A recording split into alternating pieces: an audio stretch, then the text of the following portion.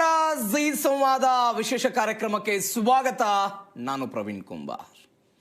2023ರಲ್ಲಿ ಭರ್ಜರಿ ಬಹುಮತದೊಂದಿಗೆ ರಾಜ್ಯದಲ್ಲಿ ಅಧಿಕಾರಕ್ಕೆ ಬಂದಂತ ಕಾಂಗ್ರೆಸ್, ಆ ಕಾಂಗ್ರೆಸ್ನಲ್ಲಿ ಮುಖ್ಯಮಂತ್ರಿ ಸ್ಥಾನಕ್ಕಾಗಿ ಶುರುವಾದಂತಹ ಪೈಪೋಟಿ, ರಾಜ್ಯದಲ್ಲಿ ಈ ರಾಜ್ಯದ ಜನ ಬಹುಮತವನ್ನ ಕೊಟ್ಟಾಗಲೇ ಯಾರು ಮುಖ್ಯಮಂತ್ರಿ ಆಗಬೇಕು ಅನ್ನುವಂಥ ಪ್ರಶ್ನೆ ಡೇ ಒನ್ನಿಂದಲೇ ಶುರುವಾಗಿತ್ತು. ತಿಕ್ಕಾಟಗಳಾಯಿತು, ಸಭೆಗಳಾಯಿತು, ದೆಹಲಿಯಲ್ಲಿ ನಿರ್ಣಯ ಆಯಿತು, ಸೋನಿಯಾ ಗಾಂಧಿ ಮಾತನಾಡಿದರು, ರಾಹುಲ್ ಗಾಂಧಿ ಮಾತನಾಡಿದರು, ಚರ್ಚೆಗಳಾಯಿತು, ಶಾಸಕರ ಬೆಂಬಲಗಳು ವ್ಯಕ್ತವಾಯಿತು. ಕೊನೆಗೆ ಸಿದ್ದರಾಮಯ್ಯನವರು ಮುಖ್ಯಮಂತ್ರಿ ಆದರು. ಸಿದ್ದರಾಮಯ್ಯನವರು ಮುಖ್ಯಮಂತ್ರಿ ಆದರೂ ಡಿ ಕೆ ಶಿವಕುಮಾರ್ 2.5 ವರ್ಷದ ತನಕ ಸದ್ದಿಲ್ಲದೆ ಒಳಗೆ ಪ್ರಯತ್ನವನ್ನು ಮಾಡ್ತಿದ್ರು. 2.5 ವರ್ಷ ಆದಮೇಲೆ ನನಗೊಂದೇನೋ ಅವಕಾಶ ಸಿಗಬಹುದು ಅಂತ ನವೆಂಬರ್ 20, 2025ಕ್ಕೆ ರಾಜ್ಯ ಕಾಂಗ್ರೆಸ್ ಸರ್ಕಾರಕ್ಕೆ ಬರ್ತಿ 2.5 ವರ್ಷ ತುಂಬಿತು. ನನ್ನನ್ನು ಮುಖ್ಯಮಂತ್ರಿ ಮಾಡಿ ಅಂತ ಡಿ ಕೆ ಶಿವಕುಮಾರ್ ದೆಹಲಿಗೆ ಹೋಗಿದ್ದು ಗೊತ್ತಿದೆ. ಡಿ ಕೆ ಶಿವಕುಮಾರ್ ಅವರ ಪರವಾಗಿ ಬಸವರಾಜ ಶಿವಗಂಗಾ, ಇಕ್ಬಾಲ್ ಹುಸೇನ್, ಮಾಗಡಿ ಬಾಲಕೃಷ್ಣ ಎಲ್ಲ ನಾಯಕರು ಮಾತನಾಡಿದ್ರು, ಪ್ರಯತ್ನವನ್ನು ಮಾಡ್ತಾ ಇದ್ರು. ಅದು ಮುಗೀತು. ಬೆಳಗಾವಿ ಅಧಿವೇಶನ ಆಯಿತು. ಸಂಕ್ರಾಂತಿ ಮುಗಿದ ಮೇಲೆ ಇದಕ್ಕೊಂದು ಫುಲ್ ಸ್ಟಾಪ್ ಆಗಬಹುದು ಅಂತ ಲೆಕ್ಕಾಚಾರ ಬಂತು. ಸಂಕ್ರಾಂತಿ ಆದ್ಮೇಲೆ ನೋಡ್ತಾ ಇರಿ ಮುಖ್ಯಮಂತ್ರಿ ಬದಲಾವಣೆ ಆಗ್ತಾರೆ ಅಂತ. ಅದು ಕೂಡ ಆಗಲಿಲ್ಲ.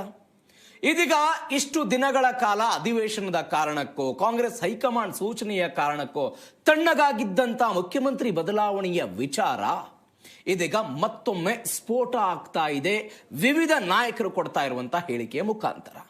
ಹಾಗಾದ್ರೆ ಈಗ ಹೈಕಮಾಂಡ್ ಏನ್ ಮಾಡುತ್ತೆ, ಕಾಂಗ್ರೆಸ್ ಒಳಗಡೆ ಏನಾಗ್ತಾ ಇದೆ, ಇದೇ ಇವತ್ತಿನ ವಿಶೇಷ ಪಟ್ಟದ ಪಗಡೆಯಾಟ.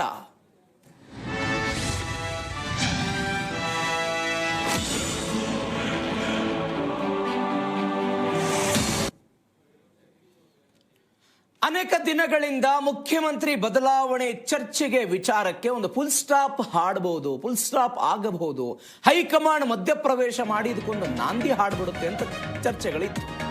ಸಾಧ್ಯ ಆಗ್ತಿಲ್ಲ. ರಾಜ್ಯದಲ್ಲಿ ಮುಖ್ಯಮಂತ್ರಿ ಬದಲಾವಣೆಯ ಕುರ್ಚಿ ಗಲಾಟೆ ಮಾತ್ರ ಮುಗಿತಾ ಇಲ್ಲ.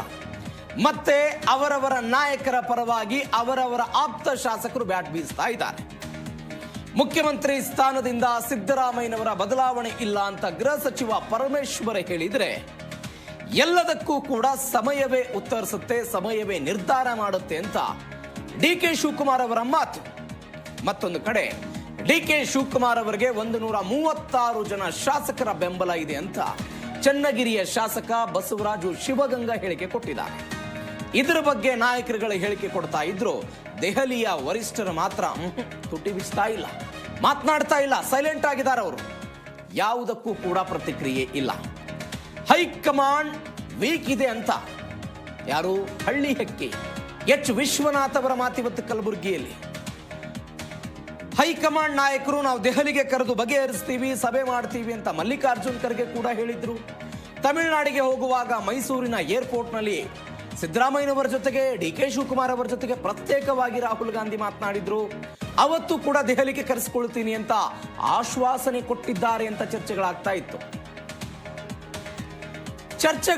ಇತ್ತು.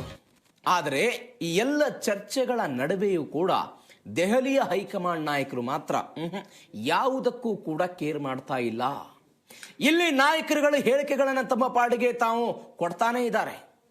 ವಿಶೇಷ ಅಧಿವೇಶನ ಆಯಿತು. ಅದಕ್ಕಿಂತ ಮೊದಲು ಬೆಳಗಾವಿ ಅಧಿವೇಶನ ದೊಡ್ಡ ಮಟ್ಟದ ಗೊಂದಲ ಆಗಿತ್ತು. ಹೈಕಮಾಂಡ್ KC ವೇಣುಗೋಪಾಲ್ ಸುರ್ಜೇವಾಲಾ ಅವರ ಮುಖಾಂತರ ಒಂದು ಸೂಚನೆಯನ್ನ ಕೊಡ್ತು. ಏನಂತ, ನೀವಿಬ್ಬರು ಕೂಡ ಬ್ರೇಕ್ಫಾಸ್ಟ್ ಮೀಟಿಂಗ್ ಮಾಡಬೇಕು, ಅವರು ನಿಮ್ಮ ಮನೆಗೆ ಬರಬೇಕು, ನೀವು ಅವ್ರ ಮನೆಗೆ ಹೋಗಬೇಕು, ಅಂದ್ರೆ ನಾವಿಬ್ಬರು ಒಗ್ಗಟ್ಟಾಗಿದ್ದೀವಿ ಎನ್ನುವಂತ ಸಂದೇಶವನ್ನ ರಾಜ್ಯದ ಜನತೆಗೂ ಮತ್ತು ವಿಪಕ್ಷಗಳಿಗೂ ಕೂಡ ಕೊಡಬೇಕು ಅಂತ ಹೈಕಮಾಂಡ್ ಉಭಯ ನಾಯಕರುಗಳಿಗೆ ಕೊಟ್ಟಿತ್ತು. ಅದರ ಪ್ರಕಾರ ಎಲ್ಲ ಬೆಳವಣಿಗೆಗಳಾಯಿತು. ಈ ಬೆಳವಣಿಗೆಗಳಾದ ನಂತರ ಮತ್ತೆ ಸಭೆಗಳನ್ನು ಮಾಡಬಹುದು, ಕರೆಸಬಹುದು ದೆಹಲಿಗೆ ಅಂತ. ಇವೆಲ್ಲದರ ನಡುವೆ ಒಂದು ಬೆಳವಣಿಗೆ ಅಂದ್ರೆ ಡಿ ಕೆ ಶಿವಕುಮಾರ್ ಅವರು ದೆಹಲಿಗೆ ಹೋದಾಗ ಡಿ ಕೆ ಶಿವಕುಮಾರ್ ಅವರಿಗೆ ರಾಹುಲ್ ಗಾಂಧಿ ಇಲ್ಲಿ ತನಕವೂ ಕೂಡ ಭೇಟಿ ಮಾಡೋದಕ್ಕೆ ಅವಕಾಶ ಕೊಟ್ಟಿಲ್ಲ. ಸಿದ್ದರಾಮಯ್ಯನವರು ಹೋಗಿ ರಾಹುಲ್ ಗಾಂಧಿ ಅವರ ಜೊತೆ ಭೇಟಿ ಮಾಡಿ ಬಂದರು, ಚರ್ಚೆ ಮಾಡಿ ಬಂದರು. ಅವರ ಬೇಡಿಕೆಗಳೇನಿತ್ತು ಆ ಬೇಡಿಕೆಗಳನ್ನು ಮುಂದಿಡೋ ಪ್ರಯತ್ನವನ್ನು ಮಾಡಿದ್ರು. ಇವತ್ತು ಡಿ ಕೆ ಶಿವಕುಮಾರ್ ಹೇಳ್ತಾ ಇದ್ದಾರೆ ಹೈಕಮಾಂಡ್ ಉತ್ತರವನ್ನು ಕೊಡುತ್ತೆ, ಸಮಯ ನಿರ್ಧಾರ ಮಾಡುತ್ತೆ ಅಂತ. ಇದರ ನಡುವೆ ಯತೀಂದ್ರ ಸಿದ್ದರಾಮಯ್ಯನವರ ಹೇಳಿಕೆಗಳು, ಸಿದ್ದರಾಮಯ್ಯನವರ ಪುತ್ರರು, ವಿಧಾನ ಪರಿಷತ್ತಿನ ಸದಸ್ಯರು ಆಗಿರುವ ಯತೀಂದ್ರ ಸಿದ್ದರಾಮಯ್ಯನವರ ಹೇಳಿಕೆ ಏನಂತ? ಮುಗಿದು ಹೋದ ಅಧ್ಯಾಯ, ಸೆಟಲ್ಡ್ ಆಗಿದೆ, ಎಲ್ಲವೂ ಬಗೆಹರಿದು ಹೋಗ್ಬಿಟ್ಟಿದೆ. ಏನ್ ಬಗೆಹರಿದಿದೆ? ಸಿದ್ದರಾಮಯ್ಯನವರೇ ಮುಂದಿನ 2.5-3 ವರ್ಷಗಳ ಕಾಲ ರಾಜ್ಯದ ಮುಖ್ಯಮಂತ್ರಿ, ಪೂರ್ಣಾವಧಿ ಮುಖ್ಯಮಂತ್ರಿಗಳಾಗಿರ್ತಾರೆ ಅಂತ ಯಾರು? ಯತೀಂದ್ರ ಸಿದ್ದರಾಮಯ್ಯನವರು ಕೊಟ್ಟಿರೋ ಹೇಳಿಕೆ. ಬೆಳಗಾವಿಯಲ್ಲಿ ಅವರು ಕೊಟ್ಟಿರುವ ಹೇಳಿಕೆ ಏನಿತ್ತು? ಸಿದ್ದರಾಮಯ್ಯನವರು ರಾಜಕೀಯ ಸಂಧ್ಯಾಕಾಲದಲ್ಲಿದ್ದಾರೆ, ಸತೀಶ್ ಜಾರಕಿಹೊಳಿ ಅವರ ಉತ್ತರಾಧಿಕಾರಿ ಆಗ್ತಾರೆ ಅಂತ ಅವರು ಹೇಳಿಕೆ ಕೊಟ್ಟಿದ್ರು. ದೊಡ್ಡ ಮಟ್ಟದ ಚರ್ಚೆಗೆ ಕಾರಣವಾದಂತ ಹೇಳಿಕೆ. ಒನ್ಸ್ ಅಗೇನ್ ಇವತ್ತು ಯತೀಂದ್ರ ಸಿದ್ದರಾಮಯ್ಯನವರು ಹೇಳಿಕೆ ಕೊಟ್ಟಿದ್ದಾರೆ. ಇದಕ್ಕೆ ಡಿ ಕೆ ಶಿವಕುಮಾರ್ ಅವರ ಪ್ರತಿಕ್ರಿಯೆ. ಡಿ ಕೆ ಶಿವಕುಮಾರ್ ಏನ್ ಹೇಳ್ತಾರೆ? ಹೌದು, ಯತೀಂದ್ರ ಸಿದ್ದರಾಮಯ್ಯನವರೇ ನಮ್ಮ ಹೈಕಮಾಂಡು ಅಂತ ವ್ಯಂಗ್ಯಭರಿತವಾಗಿ ಮಾತನಾಡಿದ. ಇಂಥದ್ದೊಂದು ಬೆಳವಣಿಗೆ ಕಾಂಗ್ರೆಸ್ನಲ್ಲಿ ಆಗ್ತಾ ಇದೆ. ಈ ಎಲ್ಲದರ ಬಗ್ಗೆ ಕೆಲ ನಾಯಕರುಗಳ ಪ್ರತಿಕ್ರಿಯೆ, ಪರಮೇಶ್ವರು, ಶಿವಗಂಗಾ ಬಸವರಾಜು, ಬೇರೆ ಬೇರೆ ನಾಯಕರೆಲ್ಲ ಮಾತನಾಡಿದ್ದಾರೆ. ಏನು ಹೇಳಿದ್ರು ಹಾಗಾದ್ರೆ ಒಂದ್ಸರಿ ನೋಡಿ. ಮಾಧ್ಯಮದಲ್ಲಿ ಬಂದು ಪಾರ್ಟಿ ಡ್ಯಾಮೇಜ್ ಆಗಂತ ಸ್ಟೇಟ್ಮೆಂಟ್ ಕೊಡ್ತಾ ಇದ್ದಾರೆ.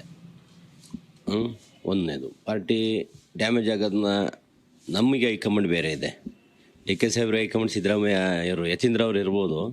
ನಮ್ಮ ಹೈಕಮಾಂಡ್ ದೆಹಲಿಯಲ್ಲಿದೆ. ಖರ್ಗೆ ಜಿ ಇದ್ದಾರೆ, ರಾಹುಲ್ ಜಿ ಇದ್ದಾರೆ, ಸೋನಿಯಾ ಮೇಡಮ್ ಇದ್ದಾರೆ, ಪ್ರಿಯಾಂಕಾ ಮೇಡಮ್ ಇದ್ದಾರೆ. ಅವ್ರು ಇದನ್ನೆಲ್ಲ ಸ್ವಲ್ಪ ಸೂಕ್ಷ್ಮವಾಗಿ ನೋಡ್ಬೇಕಾಗ್ತದೆ. ಯಾಕೆಂದರೆ ನಾನು ಮುಂಚೆಯಿಂದ ಹೇಳ್ತಾ ಇದ್ದೀನಿ, ಈಗ ಮಾಧ್ಯಮ ಮಿತ್ರರು ಇವತ್ತು ನಮ್ಮ ಮನೆ ಹತ್ರ ಬಂದಿದ್ದೀರಿ, ಈಗ ನಿಮಗೆ ಗೌರವ ಕೊಡ್ದೇ ನಾನು ಹೋಗೋದು ಸರಿಯಲ್ಲ. ಆಮೇಲೆ ನೀವೇನಾದ್ರು ಅನಾವಶ್ಯಕ ಕೇಳಿದ್ರೆ ಮಾತಾಡ್ದಂಗೆ ಹೋಗ್ಬೋದು. ನೀವು ಚಾಲ್ತಿಯಲ್ಲಿರೋಂಥ ಕ್ವಶನ್ ಕೇಳಿದ್ರೆ ನಾವು ಮಾತಾಡ್ಬೇಕಾಗ್ತದೆ. ಮಾತಾಡ್ದೇ ಹೋಗೋದು ಅದು ಸರಿ ಅನಿಸಲ್ಲ. ಮನೆ ಹೈಕಮಾಂಡ್ ಇದನ್ನೆಲ್ಲ ನೋಡ್ತಿಲ್ವಾ ಅಂತ. ಯಾಕೆಂದರೆ ಹೈಕಮಾಂಡ್ ನೋಡಬೇಕಾಗ್ತದೆ. ಈಗ ನಾನು ಅದೇ ಒಂದೇ ಮಾತು ಹೇಳೋದು, ಜಾಸ್ತಿ ಹೇಳೋಕ್ಕೆ ಹೋಗಲ್ಲ. ಏನು 2.5 ವರ್ಷ ಒಪ್ಪಂದ ಆಗಿದೆಯೋ ಆಗಿಲ್ಲ, ಅದು ಸ್ಪಷ್ಟಪಡಿಸ್ಬಿಟ್ರೆ ಮುಗಿದೋಯ್ತು. ಮೊನ್ನೆ ಮುಖ್ಯಮಂತ್ರಿಗಳು ಸ್ಪಷ್ಟಪಡಿಸ್ಲಿ, ಹೈಕಮಾಂಡ್ ಅವರು ಸ್ಪಷ್ಟಪಡಿಸ್ಲಿ, 2.5 ವರ್ಷದ ಒಪ್ಪಂದ ಆಗಿಲ್ಲ, ನಾನು ಯಾವುದೂ ಮಾತು ಕೊಟ್ಟಿಲ್ಲ ಅನ್ನೋದನ್ನು ಕ್ಲಿಯರ್ ಮಾಡಿಬಿಟ್ರೆ ಇದು ಸಮಸ್ಯೆನೇ ಬಗೆಹರಿದೋಯ್ತಲ್ಲ. ಇದೆ, ಶಾಸಕರು ಇದೆ, ಮಂತ್ರಿ ಇದೆ, ಎಲ್ಲರೂ ಇದೆ. ನಿಮಗಿದೆಯಲ್ಲ ಪಾರ್ಟಿ ಕೇಳಬೇಕು ಸರ್. ಇನ್ನೊಂದು, ಪರಮೇಶ್ವರ್ ಅವರು ನಿನ್ನೆ ಚಿಕ್ಕಮಂಗ್ಳೂರಿಗೆ ಹೋಗಿದ್ದಾರೆ. ಅಲ್ಲಿ ಅವರು ಸಿಎಂ ಆಗಬೇಕು ಅಂತ ದಲಿತ ಸಂಘಟನೆಗಳು ಬಹಳ ಏನಿದೆ, ಅವರ ಅಭಿಮಾನಿಗಳು ಅವ್ರು ಆಸೆ ಪಡ್ತಾರೆ. ಅದಕ್ಕೆಲ್ಲ ನಾನು ಬೇಡ ಅಂತ ಹೇಳ್ತಾರೆ. ಸರ್, ಬಜೆಟ್ ಬಳಿಕ ನಿಮ್ಮ ಸಿಎಂ ಆಗಿ ಅದು ಅವರ ಹೇಳಿಕೆ. ಅದು ಅವ್ರಿಗೇನು ಮಾಹಿತಿ ಇದೆ ಆ ಆಧಾರದ ಮೇಲೆ ಹೇಳಿರ್ತಾರೆ. ನಾವು ಯಾವಾಗಲೂ ಹೇಳೋದೇನು ಅಂತ ಹೇಳಿದ್ರೆ, ನಮ್ಮ ಹೈಕಮಾಂಡ್ನವ್ರು ಏನು ತೀರ್ಮಾನ ಮಾಡ್ತಾರೋ ಅಂತಿಮವಾಗಿ ಅದೇ ಫೈನಲ್ಲು.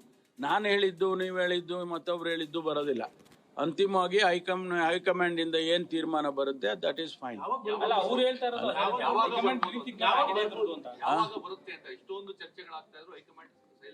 ಅವ್ರು ಹೇಳ್ತಾರೆ ಸಂದರ್ಭ. ಅವ್ರು ನಾವು ಹೇಳಕ್ಕಾಗುತ್ತೆ ಹಿಂಗೆ ಹೇಳಿ ಅಂತ. ಅವರು ಯಾವಾಗ ಸಂದರ್ಭ ನೋಡ್ಕೊಂಡು ಅದ್ರ ಅವಶ್ಯಕತೆ ಇದ್ರೆ ಹೇಳ್ತಾರೆ.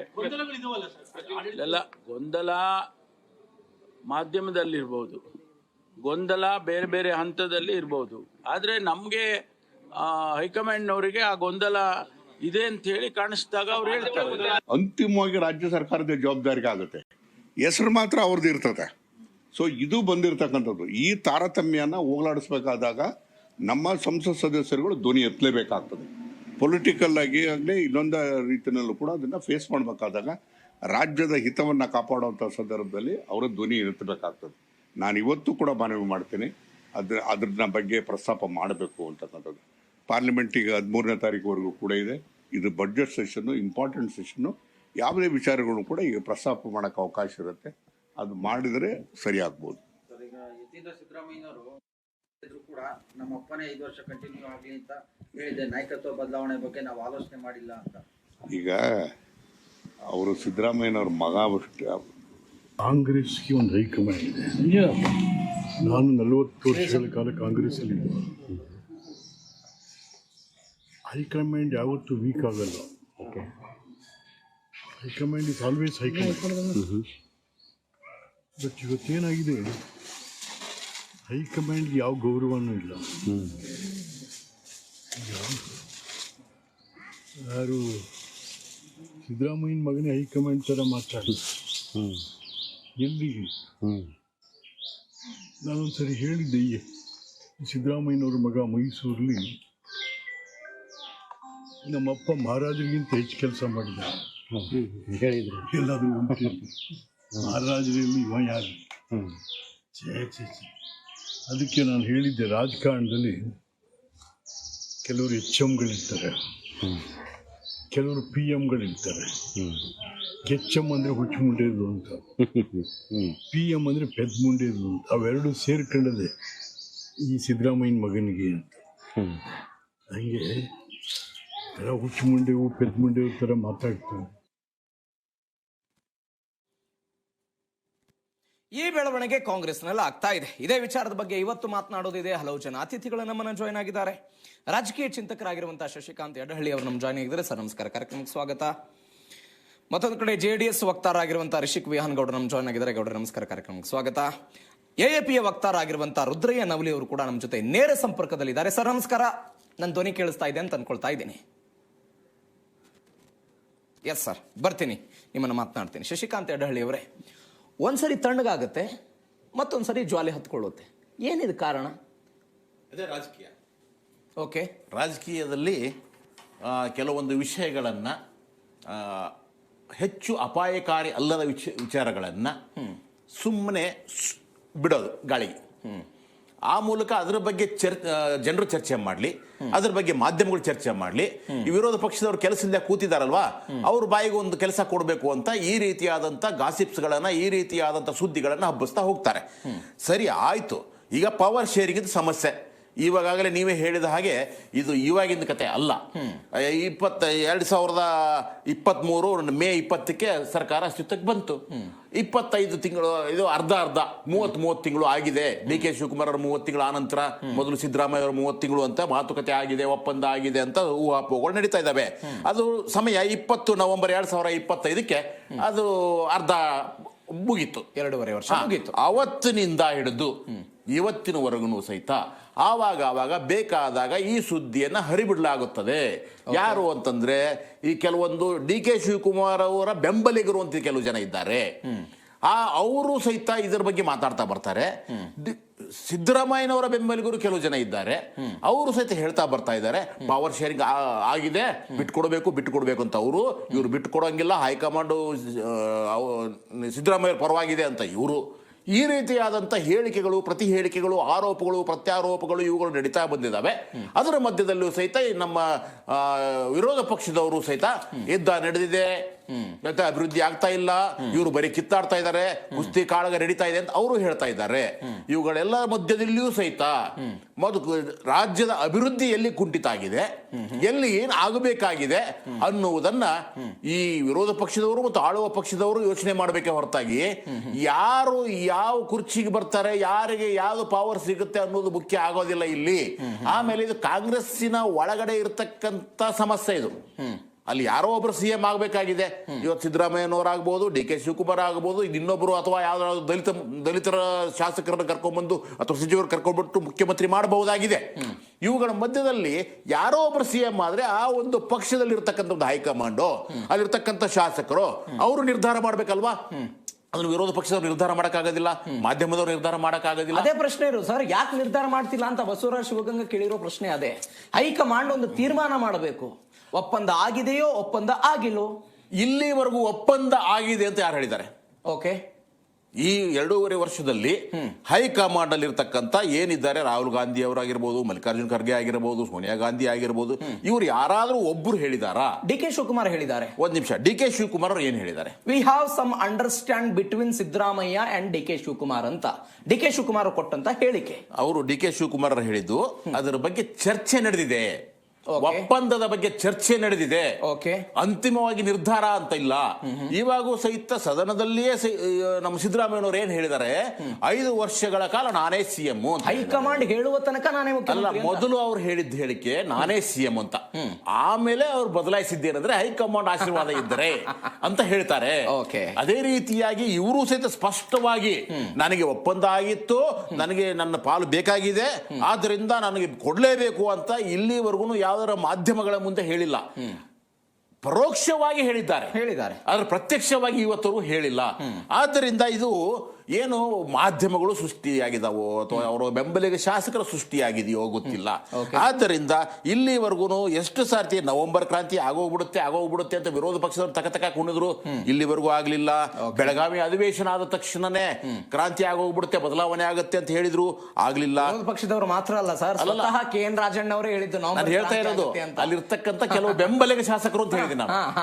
ಆಮೇಲೆ ಕ್ರಾಂತಿ ಆಗೋಗ್ಬಿಡುತ್ತೆ ಅಂತಂದ್ರು, ಇಲ್ಲಿ ಸಂಕ್ರಾಂತಿನೂ ಆಯ್ತು, ಆಗಿಲ್ಲ. ಸ್ಟುಸ್ ಆಗೋಗ್ಬಿಡ್ತು.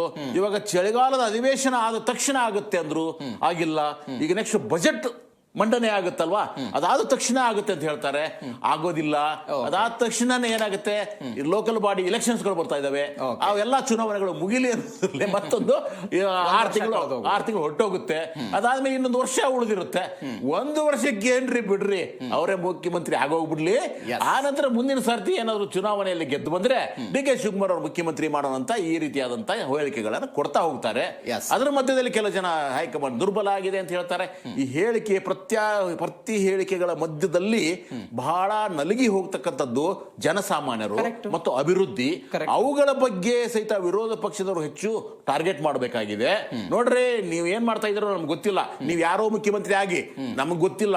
ನಮಗ್ ಬೇಕಾಗಿರೋದು ಅಭಿವೃದ್ಧಿಗೋಸ್ಕರ ನೀವ್ ಏನೇನು ಹೊಸ ಪ್ಲಾನ್ ಮಾಡಿದ್ದೀರಾ ಅಥವಾ ಈಗಾಗಲೇ ಕೊಟ್ಟ ಭರವಸೆಗಳಲ್ಲಿ ಎಷ್ಟು ಈಡೇರಿಸಿದ್ದೀರಾ, ಎಷ್ಟು ಈಡೇರಿಸಬೇಕಾಗಿದೆ, ಇವುಗಳ ಬಗ್ಗೆ ಗಮನ ಹರಿಸಿ ಅನ್ನುವುದೇ ವಿರೋಧ ಪಕ್ಷಗಳ ಗಮನ ಆಗಿರ್ಬೇಕೆ ಹೊರತಾಗಿ ಒಂದು ಪಕ್ಷದ ಆಂತರಿಕ ಸಮಸ್ಯೆ ಇದೆಯಲ್ಲ ಅದನ್ನೇ ಮೇಲ್ಮಟ್ಟಕ್ಕೆ ಮಾಡ್ತಾ ಹೋದ್ರೆ ಎಲ್ಲ ಡೈಲ್ಯೂಟ್ ಆಗಿ ಹೋಗ್ಬಿಡುತ್ತೆ ಸಮಸ್ಯೆಗಳು ಅನ್ನೋದು ನನ್ನ ಅಭಿಪ್ರಾಯ. ಸರ್, ಬರ್ತೀನಿ. ರಿಷಿಕ್ ವಿಹಾನಗೌಡ್ರೆ, ಸಿದ್ದರಾಮಯ್ಯನವರ ಪುತ್ರ ಯತೀಂದ್ರ ಸಿದ್ದರಾಮಯ್ಯನವರು ಎಲ್ಲ ಸೆಟಲ್ಡ್ ಆಗಿದೆ, ಏನು ಆಗ್ಬೇಕಾಗಿದ್ದೇನಿಲ್ಲ, ಎಲ್ಲವೂ ಸರಿಯಾಗಿದೆ.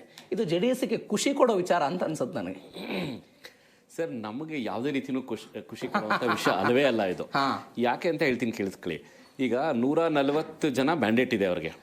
ನಮಗೆ ಒಂದು ವಿರೋಧ ಪಕ್ಷದವ್ರಿಗೆ, ಆಮೇಲೆ ಕರ್ನಾಟಕ ರಾಜ್ಯದ ಜನತೆಗೆ ಕಾಂಗ್ರೆಸ್ ಸರ್ಕಾರ ಆಡಳಿತದಲ್ಲಿದೆ. ಸೊ ಅದೊಂದು ಸರ್ಕಾರ, ಅದರಲ್ಲಿ ಯಾರು ಬೇಕಾದ್ರೂ CM ಆಗ್ಲಿ, ನಮಗೆ ಅದ್ರ ಬಗ್ಗೆ ಚಿಂತೆ ಇಲ್ಲ. ಆದ್ರೆ ನಾವಿಲ್ಲಿ ಗಮನಿಸುವಂಥದ್ದು, ಈ 2.5 ವರ್ಷದಿಂದ ತಮ್ಮ ಮಾಧ್ಯಮದಲ್ಲಿ ಕೂತ್ಕೊಂಡು ನಾವೇನಾದ್ರೂ ಒಂದು ಚರ್ಚೆ ಮಾಡಿದೀವಿ ಅಂತ ಹೇಳಿದ್ರೆ ಅತಿ ಹೆಚ್ಚು ಚರ್ಚೆ ಮಾಡಿರುವಂಥದ್ದೇ CM ಕದನ, CM ಕುರ್ಚಿ, ಏನೇನೆಲ್ಲ ಹೇಳಬೇಕೋ ಅದೇ ಸಬ್ಜೆಕ್ಟ್ ಅಲ್ಲೇ ಡಿಸ್ಕಷನ್ ಮಾಡಿದೀವಿ ಹೊರತು ಬೇರೆ ಏನು ವಿಚಾರಗಳು ಡಿಸ್ಕಷನ್ ಮಾಡಿಲ್ಲ. ಆಮೇಲೆ ಇದಕ್ಕೆಲ್ಲ ನಿಮಗೆ ಎನ್ಕರೇಜ್ ಮಾಡ್ತಾ ಇರೋರು ಯಾರು, ಅಥವಾ ಇದಕ್ಕೆಲ್ಲ ನಿಮಗೆ ತುಪ್ಪ, ಬೆಂಕಿ, ಕೆರೋಸಿನ್, ಪೆಟ್ರೋಲ್ ಆಗ್ತಾ ಇರೋವಂಥವ್ರು ಯಾರು? ನಾವ್ಯಾರು ಹೊರಗಡೆಯವರಲ್ಲ.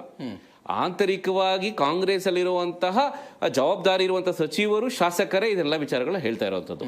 ಸೊ ಇಲ್ಲಿ ಏನ್ ಪ್ರಾಬ್ಲಮ್ ಆಗ್ತಾ ಇದೆ ಅನ್ನೋ ತರ ಅಂತ ಹೇಳಿದ್ರೆ, ನಿಮಗೆ ಒಂದು ಅಡ್ಮಿನಿಸ್ಟ್ರೇಷನ್ ಮಾಡ್ಬೇಕಾದ್ರೆ ಕೋರ್ಡಿನೇಷನ್ ಇರಬೇಕಾಗುತ್ತೆ ಅವರವರಲ್ಲೇ. ಒಂದು ಸರ್ಕಾರ ಸರಿಯಾಗಿ ನಡಿಬೇಕು ಅಂತ ಹೇಳಿದ್ರೆ, ನಾವು ಇಲ್ಲಿವರೆಗೂ ಟಿಲ್ ಡೇಟ್ ನಾವು ನೋಡ್ಕೊಂಡ್ ಬಂದಿರೋದು ಏನು ಅಂತ ಹೇಳಿದ್ರೆ, ಸಾಕಷ್ಟು ಮೀಟಿಂಗ್ಸ್ಗಳು ನಡೆದಿದ್ದಾವೆ.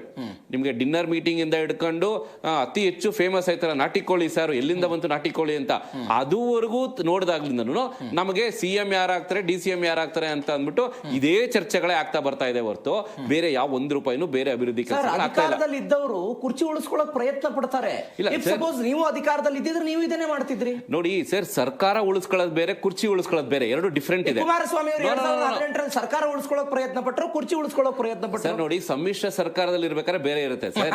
ನೋಡಿ, 2 ಪಕ್ಷಗಳ ನಡುವೆ ಸಮ್ಮಿಶ್ರದಲ್ಲಿ ಇರ್ಬೇಕಾದ್ರೆ ನಿಮ್ಗೆ ಏನೋ ಒಂದು ರೇಷು ವರ್ಕೌಟ್ ಆಗಿರ್ತದೆ. ಈಗ ನೋಡಿ, ಇಲ್ಲಿ ಅವರಲ್ಲೇ ರೇಷು ವರ್ಕೌಟ್ ಆಗಿದೆಯಾ? ಹಾಗಾದ್ರೆ ಅವರೆಲ್ಲ ರೇಷು ವರ್ಕೌಟ್ ಆಗಿದ್ದು ಹಂಗಿದ್ರೆ ಸನ್ಮಾನ್ಯ DK ಶಿವಕುಮಾರ್ ಅವ್ರದೇ ಒಂದು ಬಣ. ಸಮ್ಮಿಶ್ರ ಸರ್ಕಾರದಲ್ಲಿ ರೇಷೋ ವರ್ಕೌಟ್ ಆಗಿತ್ತಾ ಸರ್? 100% ಸಿದ್ದರಾಮಯ್ಯ ಅವರು ರೇಷೋ ಒಪ್ಪಿಗೆ ಕೊಟ್ಟಿತ್ತು. ಅಫ್ಕೋರ್ಸ್, ನಿಮ್ಗೆ ನೋಡಿ, ಈಗ 18 ತಿಂಗಳು 20 ತಿಂಗಳು, ಈಗ ಫಸ್ಟ್ ಈಗ ಬಿಜೆಪಿ ಜೊತೆ ನಾವು ಇರ್ಬೇಕಾದ್ರೆ 20 ತಿಂಗಳು ಅವ್ರ ಹತ್ರ ಅಂತೆಲ್ಲ ಇತ್ತು. ಸೊ ಈಗ ಕಾಂಗ್ರೆಸ್ ಅಲ್ಲಿ ಇರ್ಬೇಕಾದ್ರೆ ಕೂಡ ಏನೋ ಒಂದು ಅಂಡರ್ಸ್ಟ್ಯಾಂಡಿಂಗ್ ಅಲ್ಲಿ ಇರ್ತೀವಿ ನಾವು. ಯಾಕಂದ್ರೆ 2 ಡಿಫ್ರೆಂಟ್ ಪಾರ್ಟೀಸ್ ಅಂತ ಅಂದಾಗ ಏನಾಗುತ್ತೆ, ನಿಮ್ಗೆ ಆ ಸಮ್ಮಿಶ್ರ ಅಂತ ಬಂದಾಗಲೇ ನಿಮ್ಗೆ ಅದೊಂದು ಅಂಡರ್ಸ್ಟ್ಯಾಂಡಿಂಗ್ ಅಲ್ಲಿ ಇರ್ತದೆ. ಇಲ್ಲಿ ಇವರು ಸಿಂಗಲ್ ಮೆಜಾರಿಟಿ ಪಾರ್ಟಿ ಇರ್ಬೇಕಾದ್ರೆ 140 ಸೀಟ್ ಇಟ್ಕೊಂಡು ಅವರಲ್ಲಿ ಆಂತರಿಕವಾಗಿ ಅವ್ರು ಏನಾರ ಮಾಡ್ಕೊಳ್ಳಿ ಕ್ಲೋಸ್ ಡೋರ್ಸ್ ಅಲ್ಲಿ, ಬಟ್ ಬಹಿರಂಗವಾಗಿ ಆಚೆ ಬಂದ್ಬಿಟ್ಟು ಹೇಳ್ತಾ ಇರುವಂತವ್ರು ಯಾರು? ಇವಾಗ ಸನ್ಮಾನ್ಯ DK ಶಿವಕುಮಾರ್ ಅವ್ರು ಹೇಳಿದ್ರು, ಇಲ್ಲ ಯತೀಂದ್ರ ಅವರೇನೆ ಹೈಕಮಾಂಡ್ ನಮಗ್ ಬಿಡಿ ಅನ್ನೋ ತರ ಅಂತ. ಸೊ ನಮಗೇನೋ ಒಂಥರ ಒಳ್ಳೇದಾಯ್ತು, ಯಾಕೆಂದ್ರೆ ಇವರು ಹೈಕಮಾಂಡ್ ಪರ್ಮಿಷನ್ ತಗೋಬೇಕು ಅಂದ್ರೆ ಯಾವಾಗಲೂ ಡೆಲ್ಲಿಗೆ ಹೋಗಬೇಕಾಗಿತ್ತು ಅಥವಾ ಇಟಲಿಗೆ ಹೋಗಬೇಕಾಗಿತ್ತು. ಈಗ ಇಲ್ಲೇ ಪಕ್ಕದಲ್ಲೇ ಹ್ಯಾಂಡ್ ರೀಚಬಲ್ ಆಗಿ ಹೈಕಮಾಂಡ್ ಇದೆ ಅಂದ್ರೆ ನಮ್ಗೆ ಒಳ್ಳೇದೇ ಅದು. ಸೊ ನಾವೇನು ಅದನ್ನ ಅಬ್ಜೆಕ್ಷನ್ ಮಾಡಕ್ ಹೋಗಲ್ಲ. ಒಪ್ಪಲ್ಲ. ಇನ್ನು ಎರಡನೇದು, ಈಗ ಯತೀಂದ್ರ ಅವ್ರ ಪಾಪ ಇಕ್ಬಾಲ್ ಹುಸೇನ್ ಅವ್ರ ಪ್ರಕಾರ ಹೆಳಸು. ಸೊ ಎಳಸು ಹೇಳುವಂತ ಡೈಲಾಗ್ಗಳಿಗೆ, ಹೆಳಸು ಮಾಡುವಂತ ಸ್ಟೇಟ್ಮೆಂಟ್ಗಳಿಗೆಲ್ಲ ಸರ್ ಮೇಲೆ ಡಿ.ಕೆ. ಶಿವಕುಮಾರ್ ಅವ್ರು ಯಾಕೆ ರಿಯಾಕ್ಷನ್ ಮಾಡ್ತಾ ಇದ್ದಾರೆ? ಆಮೇಲೆ ಈಗ ಇಕ್ಬಾಲ್ ಹುಸೇನ್ ಅವ್ರು ಇರ್ಬೋದು, ಆಮೇಲೆ ನಿಮ್ಗೆ ಇವರು ಈಗ ತಾನೇ ಒಂದು ಹೇಳಿಕೆ ಕೊಟ್ಟರು ನೋಡಿ ಶಿವಗಂಗಾ ಅವ್ರು ಇರ್ಬೋದು, ಅಥವಾ ಅನೇಕ ಬಾಂಗ್ಡಿ ಬಾಲಣ್ಣ ಅವ್ರು ಇರ್ಬೋದು, ಇವರೆಲ್ಲ it's visible they are all supporting ಸನ್ಮಾನ್ಯ ಡಿ.ಕೆ. ಶಿವಕುಮಾರ್. ಸೊ ಈಗ ಅವ್ರಿಗೆ ಸಪೋರ್ಟ್ ಮಾಡ್ಬೇಕಾದ್ರೆ ನಾವು ಎಲ್ಲೋ ಆಡಳಿತನ ಸಪೋರ್ಟ್ ಮಾಡ್ತಾ ಇದೀವಿ ಅಂತ ಹೇಳ್ತಾನೆ ಇಲ್ಲ, ಅವರು ಸರ್ಕಾರನ ಸುಭದ್ರವಾಗಿ ನಡೆಸ್ತೀವಿ ಅಂತ ಎಲ್ಲೂ ಹೇಳ್ತಾನೆ ಇಲ್ಲ. ಅವರೇ ಬಂದ್ಬಿಟ್ಟು ಏನ್ ಹೇಳ್ತಾ ಇದಾರೆ, ಸನ್ಮಾನ್ಯ ಡಿ.ಕೆ. ಶಿವಕುಮಾರ್ ಅವ್ರಿಗೆ ಮಾಗಡಿ ಬಾಲಕೃಷ್ಣ ಆಗಿರ್ಬೋದು ಅಥವಾ ಶಿವಗಂಗಾ ಬಸವರಾಜು ಆಗಿರ್ಬೋದು, ಇನ್ನೊಬ್ಬ ಶಾಸಕರಾಗಿರ್ಬೋದು, ಅವರ ಪರವಾಗಿರುವ ನಾಯಕರ ಬಗ್ಗೆ ಅವ್ರು ಮಾತನಾಡ್ತಾರೆ. ಏನ್ ಸಮಸ್ಯೆ ಸರ್? ಅವರ ಪರವಾಗಿ ಅವ್ರ ಮನೆಯಲ್ಲಿ ಮಾತಾಡ್ಕೊಳ್ಳಿ ಸರ್, KPCC ಆಫೀಸಲ್ಲಿ ಮಾತಾಡ್ಕೊಳ್ಳಿ, ಅಲ್ಲಿ ಹೇಳಿ ಇಲ್ಲ ನೀವು ಇವ್ರಿಗೆ CM ಕೊಡಿ, ಇವ್ರಿಗೆ ಸಚಿವ ಸ್ಥಾನ ಕೊಡಿ, ನಿಗಮ ಮಂಡಳಿ ಕೊಡಿ, ಏನ್ ಬೇಕಾದ್ರೆ ನೀವು ಅಲ್ಲಿ ಹೇಳ್ಕೊಳ್ಳಿ. ನೀವು ಆಚೆ ಬಂದ್ಬಿಟ್ಟು ಮಾಧ್ಯಮದಲ್ಲಿ ಮೀಡಿಯಾದಲ್ಲಿ ಯಾಕೆ ಹೇಳ್ತಾ ಇದ್ದೀರಾ? ಮೀಡಿಯಾದಲ್ಲಿ ಹೇಳ್ಬೇಕಾದ್ರೆ ಈಗ ನಾವು ಏನೇ ಒಂದು ಅಭಿವೃದ್ಧಿ ಪ್ರಶ್ನೆ ಕೇಳಿದ್ರೆ ನೀವು ಮಾತಾಡುವಂತದ್ದು CM DCM, ಇಲ್ಲ ಅವ್ರಾಗ ಅವರೇ ಇನ್ವೈಟ್ ಮಾಡ್ಬಿಟ್ಟು ಈಗ ತರ ಒಂದು ಸ್ಟೇಟ್ಮೆಂಟ್ ಕೊಟ್ಟರು, ನೀವು ಮಾಧ್ಯಮದವರೆಲ್ಲ ನಮ್ಮ ಮನೆ ಹತ್ರ ಬಂದಿದ್ದೀರಾ, ಸೊ ಅದಕ್ಕೆ ನಾನು ನಿಮ್ಗೆ ಬೇಜಾರು ಮಾಡ್ಸಲ್ಲ, ನೀವು ಕೇಳಿದ ಕ್ವಶನ್ ಆನ್ಸರ್ ಮಾಡ್ತಾ ಇದೀನಿ ಅಂತ ಹೇಳ್ತಾ ಇದ್ದಾರೆ. So what does it mean? ನಿಮಗೆ ಈಗ ಸನ್ಮಾನ್ಯ ಪರಮೇಶ್ವರ್ ಎಲ್ಲರೂ ಹೋದ್ರೆ ಅಲ್ಲಿ ಕ್ವಶನ್ ಬರುವಂತದ್ದು ದಲಿತ CM ಆಗ್ತಾರ ಅಂತ ಅನ್ಬಿಟ್ಟು ಅವರೆಲ್ಲ ಒಂದು ಟೀಮ್ ಮಾಡ್ಕೊಂತಾರೆ. ಏನಕ್ಕೆ ಟೀಮ್ ಮಾಡ್ಕೊಂತಾರೆ? ನಿಮ್ಗೆ ಡಿನ್ನರ್ ಪೊಲಿಟಿಕ್ಸ್ ಅಂತ ಅನ್ಬಿಟ್ಟು ಸಾಕಷ್ಟು ಮಾಧ್ಯಮದಲ್ಲಿ ಚರ್ಚೆ ಆಯ್ತು, ಆಮೇಲೆ ದಲಿತ CM ಅಂತ ಅನ್ಬಿಟ್ಟು ಸಾಕಷ್ಟು ಚರ್ಚೆಗಳಾಯ್ತು. ಸೊ ಇಲ್ಲಿ ನಾನು ಹೇಳಕ್ ಬಯಸೋದು, ನೀವು ಒಂದು ಅಡ್ಮಿನಿಸ್ಟ್ರೇಷನ್ ಮಾಡ್ಬೇಕು ಅಂತ ಇರೋರಾದ್ರೆ, ಒಂದು ಜವಾಬ್ದಾರಿ ಇರುವಂತ ಕಾಂಗ್ರೆಸ್ ಸರ್ಕಾರದವರು, ನೀವು ಮಾಡಿ, ಯಾರು ಬೇಕಾದ್ರೂ CM ಆಗಿ ಸ್ವಾಮಿ, ನಮಗದ್ ಬೇಕಾಗಿಲ್ಲ. ಆದ್ರೆ ಇಲ್ಲಿ ನಿಮಗೆ ಯಾವ ರೀತಿ ನಿಮಗೆ ಒಬ್ಬರ ಕೆಲಸಕ್ಕೆ ಇನ್ನೊಬ್ರು ಅಡೆತಡೆಗಳಾಗ್ತಾ ಇದಾವೆ ಅಂತ ಹೇಳಿದ್ರೆ, nobody is taking the responsibilities. ಈಗ CM ಪವರ್ಸ್ ಎಲ್ಲೋ ಒಂದ್ ಕಡೆ ಕುಂಠಿತ ಆಗಿದೆ ಅಂತ ಅನಿಸ್ತಾ ಇದೆ. ಅವರ ಇಲಾಖೆಯಲ್ಲಿ ನೀವು ಕಿತ್ತಾಟವನ್ನು ಬಿಡಿ, ರಾಜ್ಯದ ಅಭಿವೃದ್ಧಿ ಗಮನ ಹರಿಸಿ ಅಂತ ನಿಮ್ದು. ಸರ್ ನಾವು ಹೇಳುವಂತದ್ದು ಒಂದು ಜವಾಬ್ದಾರಿಯುತವಾಗಿರೋದು ಆಡಳಿತ ಪಕ್ಷದವರು ಮೇನ್ ಇಂಟೆನ್ಷನ್ ಇರುವಂತದ್ದು ಆಡಳಿತ ಮಾಡ್ಬೇಕಾಗಿರುವಂತದ್ದು. ಇಲ್ಲಿ ಇವ್ರು ಮಾಡ್ತಿರೋದೇ ಎರಡೇ ವಿಚಾರ, ಒಂದು ಭ್ರಷ್ಟಾಚಾರ, ಲೂಟಿ ಮಾಡ್ಕೊಂಡು. ಈಗ ಮೊನ್ನೆ ಇನ್ನೂ ಸ್ವಲ್ಪ ನೋಡಿ, ಈಗ ಹೈಕಮಾಂಡ್ ಅವ್ರು ಬಂದ್ ಹೋಗ್ತಾ ಇದಾರೆ ಅಂತ ತಿಳ್ಕೊಳ್ಳಿ. ಹೈಕಮಾಂಡ್ ಅವ್ರ ಮೇಲಿಂದ ಬಂದ್ ಹೋಗ್ತಿರ್ಬೇಕಾದ್ರೆ ಯಾವ್ಯಾವ ವಿಚಾರಕ್ಕೆ ಬಂದ್ ಹೋಗ್ತಾ ಇದಾರೆ, ಯಾವ್ಯಾವ ವಿಚಾರ ಡಿಸ್ಕಷನ್ ಮಾಡ್ತಾ ಇದಾರೆ ಹೇಳಿ ಹೋಗ್ಲಿ. ಈಗ ಕೇರಳದಿಂದ ಏನೋ ವೇಣುಗೋಪಾಲ್ ಅವರು ಫೋನ್ ಮಾಡ್ತಾರೆ, ಇವ್ರು ಕೋಗಿಲು ಹಿಡ್ಕೊಂತಾರೆ, ಸುರ್ಜೇವಾಲಾ ಅವ್ರು ಬರ್ತಾರೆ ಹೋಗ್ತಾರೆ, ಯಾವ ರೀಸನ್ಸ್ ಬಂದ್ ಹೋಗ್ತಾ ಇದಾರೆ? ಬಿಜೆಪಿಯಿಂದ ದಿಲೀಪ್ ಕುಣಿಗಲ್ ಅವರು ನಮ್ ಜಾಯ್ನ್ ಆಗಿದ್ದಾರೆ. ಸರ್ ನಮಸ್ಕಾರ, ಕಾರ್ಯಕ್ರಮಕ್ಕೆ ಸ್ವಾಗತ. ಹೆಂಗ್ ನೋಡುತ್ತೆ ಇದನ್ನ, ಈ ಪ್ರಹಸನ, ಈ ಬೆಳವಣಿಗೆ ಬಿಜೆಪಿ ಹೆಂಗ್ ನೋಡುತ್ತೆ? ಸರ್ ನೋಡಿ, ಇವತ್ತು ರಾಜ್ಯದಲ್ಲಿ ನಡೀತಾ ಇರತಕ್ಕಂತ ಒಂದು ಜ್ವಲಂತ ಸಮಸ್ಯೆಗಳು ಒಂದು ಕಡೆ, ಮತ್ತೊಂದು ನಮ್ಮ JDS ವಕ್ತರು ಬಹಳ ವಿಸ್ತೃತವಾಗಿ ಹೇಳಿದ್ದಾರೆ. ಸೊ ಇವತ್ತು ನೋಡಿ, ಯತೀಂದ್ರ ಸಿದ್ದರಾಮಯ್ಯನವ್ರ ಹೇಳಿಕೆ, ಯತೀಂದ್ರ ಸಿದ್ದರಾಮಯ್ಯನವ್ರ ಹೇಳಿಕೆ ಸ್ವತಃ ಒಬ್ಬ ಮುಖ್ಯಮಂತ್ರಿ ಮಗ ಮೊದಲಿಂದಲೂ ಪುನರುಚ್ಚಿಸ್ತಾ ಇದ್ದಾರೆ, ನಮ್ಮ ತಂದೆ 5 ವರ್ಷ ಮುಖ್ಯಮಂತ್ರಿ ಆಗೇ ಆಗಿರ್ತಾರೆ ಅಂತ ಹೇಳಿ ತುಂಬಾ ಬಾರಿ DK ಶಿವಕುಮಾರ್ ಇರ್ತಕ್ಕಂತ ಒಂದು ವೇದಿಕೆ ಮೇಲೆನೆ ಹೇಳಿದ್ದಾರೆ, ನಮ್ಮ ತಂದೆಯವರೇ 5 ವರ್ಷ ಇರ್ತಾರೆ, ಯಾರು ಬದಲಾವಣೆ ಮಾಡ್ಲಿಕ್ಕೆ ಆಗಲ್ಲ ಅಂತ ಹೇಳಿ. ಅಕಸ್ಮಾತ್ ನಮ್ಮ ತಂದೆಯವ್ರದ್ದು ಅವಧಿ ಮುಗಿದು ಹೋಗ್ಬಿಟ್ರೆ ಸತೀಶ್ ಜಾರಕಿಹೊಳಿ ನೆಕ್ಸ್ಟ್ ಲೈನ್ ಅಲ್ಲಿ ಇದ್ದಾರೆ ಅಂತಲೂ ಹೇಳಿದ್ದಾರೆ. ಅಂದ್ರೆ ಇವ್ರ ಉದ್ದೇಶ ನೇರವಾಗಿ ಗೊತ್ತಾಗ್ತಾ ಇದೆ, DKಯನ್ನ ಕುರ್ಚಿಯಿಂದ ದೂರ ಉಳಿಸ್ಬೇಕು ಅಂತೇಳಿ. ಸರ್ ನೋಡಿ, ಇಲ್ಲಿ ಇವರ ಸರ್ಕಾರದಲ್ಲಿ ಗುರುತಿಸ್ಕೊಂಡಿರ್ತಕ್ಕಂಥ 5 ಜನ ಲೀಡರ್ಸ್ಗಳು ಸರ್. ಒಂದು ಪರಮೇಶ್ವರ್ ಅವರು ದಲಿತ ನಾಯಕ ಅಂತ ಗುರುತಿಸ್ಕೊಂಡಿದ್ದಾರೆ, ಅವರು DK ಪರವಾಗಿಲ್ಲ, ನೇರ ಗೊತ್ತಾಗ್ತಾ ಇದೆ. ಅವರು ಹೇಳ್ತಿದ್ದಾರೆ ಸಿದ್ದರಾಮಯ್ಯನವರೇ ಮುಖ್ಯಮಂತ್ರಿ ಆಗಿರ್ತಾರೆ ಅಂತ ಹೇಳಿ. ಸತೀಶ್ ಜಾರಕಿಹೊಳಿ ಅವರು ಒಂದು ST ಸಮುದಾಯದ ನಾಯಕ ಅಂತ ಗುರುತಿಸ್ಕೊಂಡಿರೋರು, DK ಪರವಾಗಿಲ್ಲ. ಜಮೀರ್ ಅಹಮದ್ ರವರು ಅಲ್ಪಸಂಖ್ಯಾತರ ನಾಯಕ ಅಂತ ಗುರುತಿಸ್ಕೊಂಡಿರೋರು, DK ಪರವಾಗಿಲ್ಲ.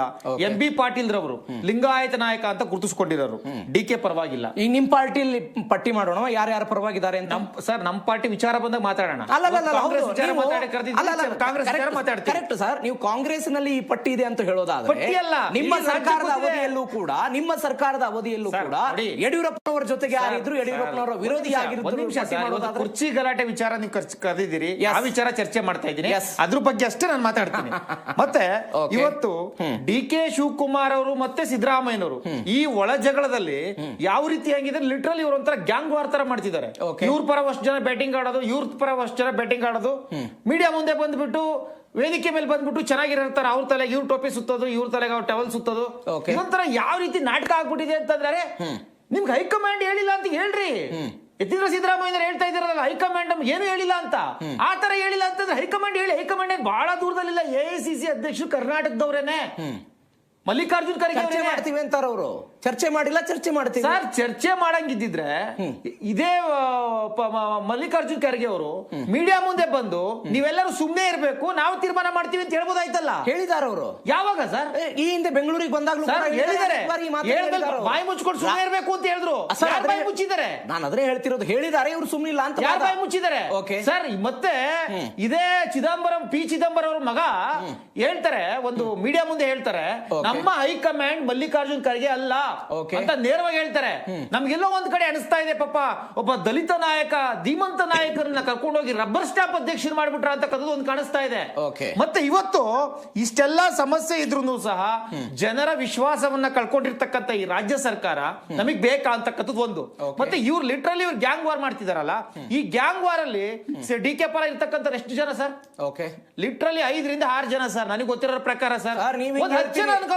ಹೇಳ್ತೀರಿ ಇದೇ ಸ್ವತಃ ಡಿ.ಕೆ. ಶಿವಕುಮಾರ್ ಸದನದಲ್ಲಿ ಹೇಳಿದ್ದಾರೆ, ಸಿದ್ದರಾಮಯ್ಯನವರು ಸೇರಿದಂತೆ ಕಾಂಗ್ರೆಸ್ನ 140 ಜನ ಶಾಸಕರು ನನ್ನ ಬೆಂಬಲಕ್ಕಿದ್ದಾರೆ. ಬೆಂಬಲ ಅಂತ ಹೇಳಿಲ್ಲ ಬೆಂಬಲ ಅವ್ರು ಹೇಳಿರೋದೇನು, ನಾನು ಕಾಂಗ್ರೆಸ್ನ ಅಧ್ಯಕ್ಷ ಇದ್ದೀನಿ, 139 ಜನ ಇದ್ದಾರೋ ಅವ್ರೆಲ್ಲರೂ ಸಹ ನಮ್ಮ ನಾಯಕರು, ಎಲ್ಲರ ಪರವಾಗೂ ನಾನು ಇರ್ತೀನಿ, ಸಿದ್ದರಾಮಯ್ಯವ್ರ ಪರವಾಗೂ ಇದ್ದೀನಿ ಅಂತ ಹೇಳಿದ್ದಾರೆ. ಅವರು ನನ್ನ ಬೆಂಬಲಕ್ಕಿದ್ದಾರೆ ಅಂತ ಹೇಳಿದ್ದಾರೆ. ಬೆಂಬಲ ಅಂತಂದ್ರೆ ಮುಖ್ಯಮಂತ್ರಿಗೆ ಬೆಂಬಲ ಅಲ್ಲ ಸರ್, ಅದು ಮುಖ್ಯಮಂತ್ರಿ ಅಲ್ಲ, ರಾಜ್ಯಾಧ್ಯಕ್ಷ ಅಂತ ಅಂದಾಗ ರಾಜ್ಯಾಧ್ಯಕ್ಷರು ಪರವಾಗಿದ್ದಾರೆ ಅಂತ ಹೇಳಿರೋದು. ಮುಖ್ಯಮಂತ್ರಿ ಅಂತ ಬಂದಾಗ ಇವ್ರ ಪರ ಯಾರು ಇರಲ್ಲ.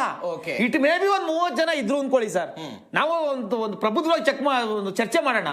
ಒಂದ್ 30 ಜನ 40 ಜನ ಇವತ್ತು ಕಾಂಗ್ರೆಸ್ನ ಡಿ.ಕೆ. ಪರ ಇದ್ರು ಅಂತ ಅನ್ಕೊಳ್ಳಿ. ಇದ್ದಿದ್ರೆ ಇವತ್ತು ಯಾವ ಮಟ್ಟಕ್ಕೆ ಆಟ ಆಡಿಸಿರೋ ಅಂತಕ್ಕಂಥದ್ದು ಇಡೀ ರಾಜ್ಯಕ್ಕೆ ಗೊತ್ತಿದೆ. ಸೊ ಡಿ.ಕೆ. ಅವರಿಗೆ ಜನ ಬೆಂಬಲ ಇಲ್ಲ, ಶಾಸಕರ ಬಲ ಇಲ್ಲ, ಅದಕ್ಕೋಸ್ಕರ ಇವತ್ತು ಇಷ್ಟೊಂದು ಪ್ರಹಸನ ನಡೀತಾ ಇದೆ. ಸೊ ಈ ಪ್ರಹಸನದಿಂದ ರಾಜ್ಯಕ್ಕೆ ಸಮಸ್ಯೆ ಆಗ್ತಾ ಇದೆ. ಇವತ್ತು ರಾಜ್ಯದಲ್ಲಿ ಇಷ್ಟು ಜ್ವಲಂತ ಸಮಸ್ಯೆಗಳು ನಡೀತಾ ಇದೆ. ಯಾರು ಬೇಕವ್ರು ಭ್ರಷ್ಟಾಚಾರ ಮಾಡ್ತಾ ಇದ್ದಾರೆ, ಯಾರು ಬೇಕವ್ರು ಲೂಟಿ ಮಾಡ್ತಿದ್ದಾರೆ, ಯಾರ ಅಕ್ರಮ ವಲಸಿಗರು, ಬಾಂಗ್ಲಾದೇಶ ವಲಸಿಗರು ಮನೆ ಹಂಚ್ತಾ ಇದ್ದಾರೆ, ಯಾರು ಬೇಕು ಅವರೇ ತೀರ್ಮಾನ ತೆಗೆದುಕೊಳ್ತಾ ಇದ್ದಾರೆ. ಪಾಪ ಮುಖ್ಯಮಂತ್ರಿಗಳು ಹೆಂಗಾಗ್ಬಿಡಿ ಅಂದ್ರೆ ನೀವು ಹೇಳ್ತಾ ಇರೋದು ಶಾಸಕರ ಬೆಂಬಲದಿಂದಲೇ ಮುಖ್ಯಮಂತ್ರಿ ಸ್ಥಾನ ನಿರ್ಧಾರ ಆಗುತ್ತೆ ಸರ್. ಶಾಸಕರ ಬೆಂಬಲದಿಂದ ಮುಖ್ಯಮಂತ್ರಿ ಸ್ಥಾನ 100% ಇದ್ರ ನಿರ್ಧಾರ ಆಗುತ್ತೆ. ಯಾಕೆ ಅಂತಂದ್ರೆ ನಿಮ್ ಪಾರ್ಟಿಯಲ್ಲೂ ಹಂಗೆ ಆಗುತ್ತೆ. 100% ಶಾಸಕಾಂಗದ ಒಂದು ಯಾರು ಲೀಡರ್ ಅಂತ ಗುರುತಿಸ್ಕೊಂಡಿರ್ತಾರೋ ಅವ್ರನ್ನ ಮುಖ್ಯಮಂತ್ರಿ ಮಾಡ್ತಾರೆ. ಬಸವರಾಜ ಬೊಮ್ಮಾಯಿ ಅವರು ಮುಖ್ಯಮಂತ್ರಿ ಆದಾಗ 104 ಜನರ ಶಾಸಕರ ಪೈಕಿ ಯಾರು, ಬಸವರಾಜ ಬೊಮ್ಮಾಯಿ ಅವರು ಮುಖ್ಯಮಂತ್ರಿ ಆದಾಗ ಎಷ್ಟು ಜನ ಶಾಸಕರು ಅವ್ರ ಪರವಾಗಿ ಅತಿ ಹೆಚ್ಚು ಯಾರು ನಿಂತ್ಕೊಂಡ್ರು ಅದಕ್ಕೋಸ್ಕರ ವೋಟಿಂಗ್ ಆಯ್ತಾ ಅವತ್ತು? ಹೌದು, ವೋಟಿಂಗ್ ಆಯ್ತಾ? ಹೌದು. ಆಗಿಲ್ಲ ಅಂತ ಹೆಂಗ್ ಹೇಳ್ತೀರಿ ಸರ್? ದೆಹಲಿಯಿಂದ ಧರ್ಮೇಂದ್ರ ಪ್ರಧಾನ್ ಬಂದಿದ್ರು, ಒಂದು ಚೀಟಿ ತಂದಿದ್ರು, ಹೆಸರಿತ್ತು, ಘೋಷಣೆ ಆಯ್ತು. ರಾಜ್ಯದ ಜನತೆ ಗೊತ್ತಿದೆ, ಜನತೆ ಗೊತ್ತಿದೆ ಸರ್. ಬಿಜೆಪಿ ಪ್ರಜಾಪ್ರಭುತ್ವದಲ್ಲಿ ನಂಬಿಕೆ ಇಟ್ಟಿರ್ತಕ್ಕಂಥದ್ದು. ನಮ್ಮಲ್ಲಿ ಮೊನ್ನೆ ತನ್ನ ರಾಷ್ಟ್ರಾಧ್ಯಕ್ಷರ ಚುನಾವಣೆ ಆಯ್ತು. ರಾಷ್ಟ್ರಾಧ್ಯಕ್ಷರ ಚುನಾವಣೆಗೆ 45 ವರ್ಷದ ಒಬ್ಬ ಸಾಮಾನ್ಯ ಕಾರ್ಯಕರ್ತರನ್ನ ಕರ್ಕೊಂಡೋಗಿ ಮೇಲ್ ಕುಣಿಸಿದ್ರು. ಅದಕ್ಕೂ ಸಹ ಮತದಾನ ಆಯ್ತು. ಒಬ್ಬ ಜಿಲ್ಲಾಧ್ಯಕ್ಷ ಆಗ್ಬೇಕಾದ್ರೆ, ಒಬ್ಬ ತಾಲೂಕು ಅಧ್ಯಕ್ಷ ಆಗ್ಬೇಕಾದ್ರೆ, ಒಬ್ಬ ರಾಜ್ಯಾಧ್ಯಕ್ಷ ಆಗ್ಬೇಕಾದ್ರೆ ಎಲ್ಲದಕ್ಕೂ ಸಹ ಮತದಾನ ಆಗುತ್ತೆ. ಅಕಸ್ಮಾತ್ ಆಪೋಸಿಟ್ ಕ್ಯಾಂಡಿಡೇಟ್ ಇಲ್ಲ ಅಂತಂದ್ರೆ ಇನಾಮಿನೇಸ್ ಆಗುತ್ತೆ. ಇದು ನಮ್ಮಲ್ಲಿ ಪ್ರಜಾಪ್ರಭುತ್ವ ನಂಬಿಕೆ ಇಟ್ಟಿರ್ತಕ್ಕಂಥ ನಾವು ಒಂದು ಪಕ್ಷ ಆಗಿರೋದ್ರಿಂದ ಇದು ನಡೆಯುತ್ತೆ. ಇವತ್ತು ರಾಜ್ಯದಲ್ಲಿ ನಡೀತಕ್ಕಂಥ ಈ ಜ್ವಲಂತ ಸಮಸ್ಯೆಗಳಿಗೆ ಇವರ ಒಂದು ಜಗಳನೆ ಕಾರಣ, ಇವರ ಒಂದು ವಾರೇ ಕಾರಣ. ಯಾಕೆ ಅಂತ ಹೇಳ್ಬಿಡ್ತೀನಿ. ಈಗ ಬಳ್ಳಾರಿ ಜಗಳ ನಡೀತು, ಏನಾದ್ರೂ ಬಳ್ಳಾರಿ ವಿಚಾರದಲ್ಲಾಗಿರ್ಬೋದು ಅಥವಾ ಮತ್ತೊಂದು ನಾಗೇಂದ್ರನ ವಿಚಾರದಲ್ಲಾಗಿರ್ಬೋದು, ಬೇರೆ ವಿಚಾರದಲ್ಲಾಗಿರ್ಬೋದು, ನಾನು ಆಕ್ಷನ್ ತೆಗೆದುಕೊಂಡ್ಬಿಟ್ರೆ ಸಿದ್ದರಾಮಯ್ಯನ ಪರ ಹೋಗ್ಬಿಡ್ತಾರೆ, ಸಿದ್ದರಾಮಯ್ಯನ ಆಕ್ಷನ್ ತೆಗೆದುಕೊಂಡ್ಬಿಟ್ರೆ ಡಿ.ಕೆ. ಪರ ಹೋಗ್ಬಿಡ್ತಾರೆ ಅಂತ ಇವರಿಬ್ರು ಜಗಳದಲ್ಲಿ ಇವ್ರೇನು ಆಕ್ಷನ್ ತೆಗೆದುಕೊಳ್ತಾ ಇಲ್ಲ, ಬಿಟ್ಬಿಟ್ಟಿದ್ದಾರೆ ಇವರು. ಕ್ವಿಕ್ ಆಗಿ ಎಎಪಿ ಕೂಡ ರಿಯಾಕ್ಷನ್ ತೆಗೆದುಕೊಳ್ಳೋಣ. ರುದ್ರಯ್ಯ ನವಲಿ ಅವರೇ, ಒಂದು ಆಮ್ ಆದ್ಮಿ ಹೆಂಗ್ ನೋಡುತ್ತೆ ಕರ್ನಾಟಕವನ್ನ, ಕರ್ನಾಟಕದ ಈ ಬೆಳವಣಿಗೆಯನ್ನ? ಸರಿ, ಒಂದು ವಿಷಯ ಹೇಳಿಕ್ಕೆ ಇಷ್ಟಪಡ್ತೇನೆ. ಕೇಳಿಸ್ತಾ ಅನ್ಸುತ್ತೆ, ನನ್ನ ಮಾತು ಕೇಳಿಸ್ತಾ ಇದೆಯಲ್ಲ? Yes sir, please continue. ಇಲ್ಲೇನಾಗಿದೆ, ಇವಾಗ ಜನರಿಗೆ ಸಿದ್ದರಾಮಯ್ಯ ಸಿಎಂ ಆದ್ರೇನೋ, ಡಿ.ಕೆ. ಶಿವಕುಮಾರ್ ಆದ್ರೆ ಸಿಎಂ ಆದ್ರೆ ಏನಿದೆ, ಏನಾದ್ರು ಬೇರೆ ಏನಾಗೋದಿದೆಯಾ? ಇವತ್ತು ಏನ್ ಜನರಿಗೆ ಏನ್ ಬೇಕಾಗಿದೆ? ಉತ್ತಮ ಶಿಕ್ಷಣ, ಆರೋಗ್ಯ, ಉತ್ತಮ ರಸ್ತೆ, ನೀರು.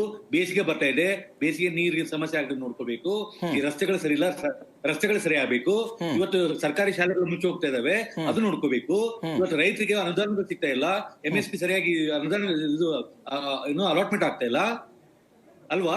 ಇದು ತಾನೇ ಬೇಕಾಗಿರೋ. ನೀರಾವರಿಗೆ ವ್ಯವಸ್ಥೆ ಆಗ್ಬೇಕು, ಇವೆಲ್ಲ ವಿಷಯಗಳಿದೆ ಹೊರತು ಇವತ್ತು ಇವ್ರು ಯಾರಿಗೆ ಏನ್ ಅನುಕೂಲ ಆಗೋದಿದೆ ಸರ್?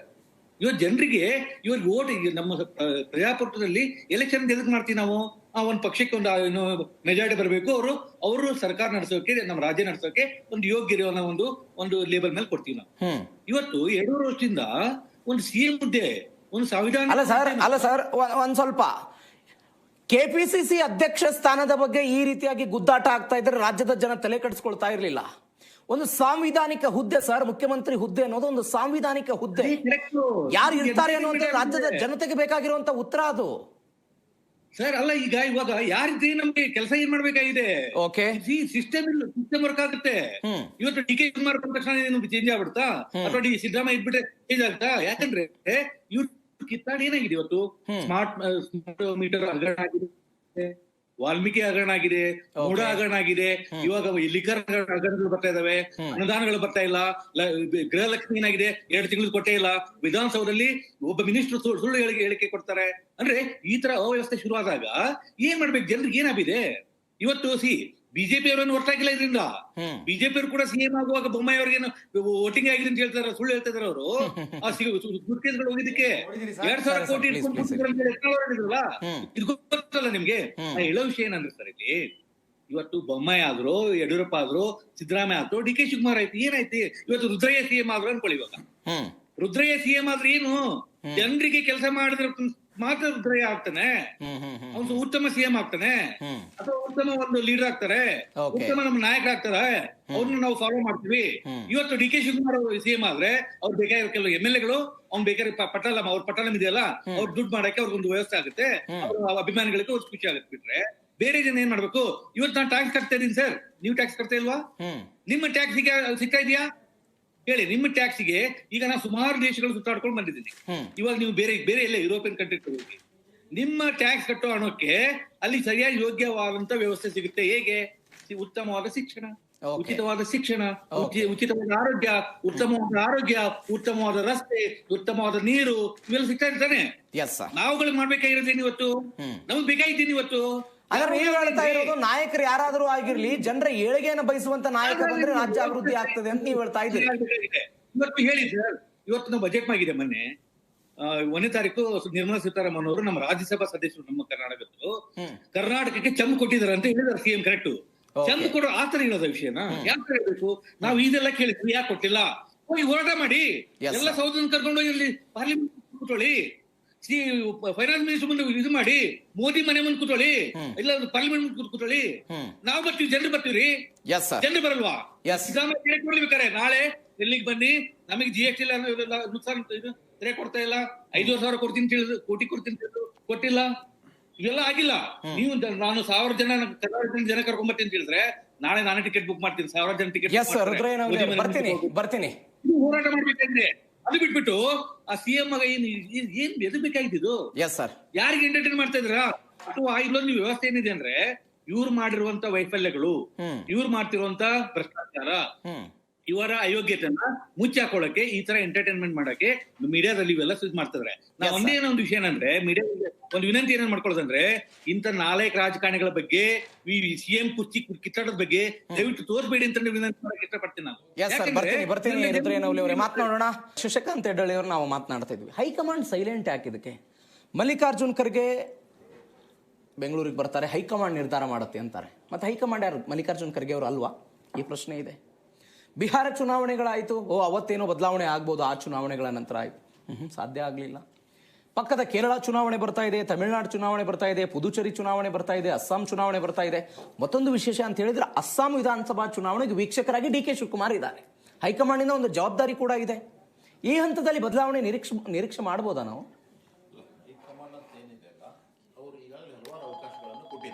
ಓಕೆ, ನೋಡಿ, ಇದು ಖರ್ಗೆ ಅವರು ಬಹಳ ಸ್ಪಷ್ಟವಾಗಿ ಹೇಳಿದ್ದು, ಇದು ರಾಜ್ಯದ ನಿಮ್ಮ ಸಮಸ್ಯೆ, ನಿಮ್ಮ ಸಮಸ್ಯೆಗಳನ್ನ ನೀವೇ ಬಗೆಹರಿಸ್ಕೊಳ್ಳಿಯಪ್ಪ ಅಂತ ಹೇಳಿದ್ದಾರೆ. ಮೊದಲನೇದ್ದು.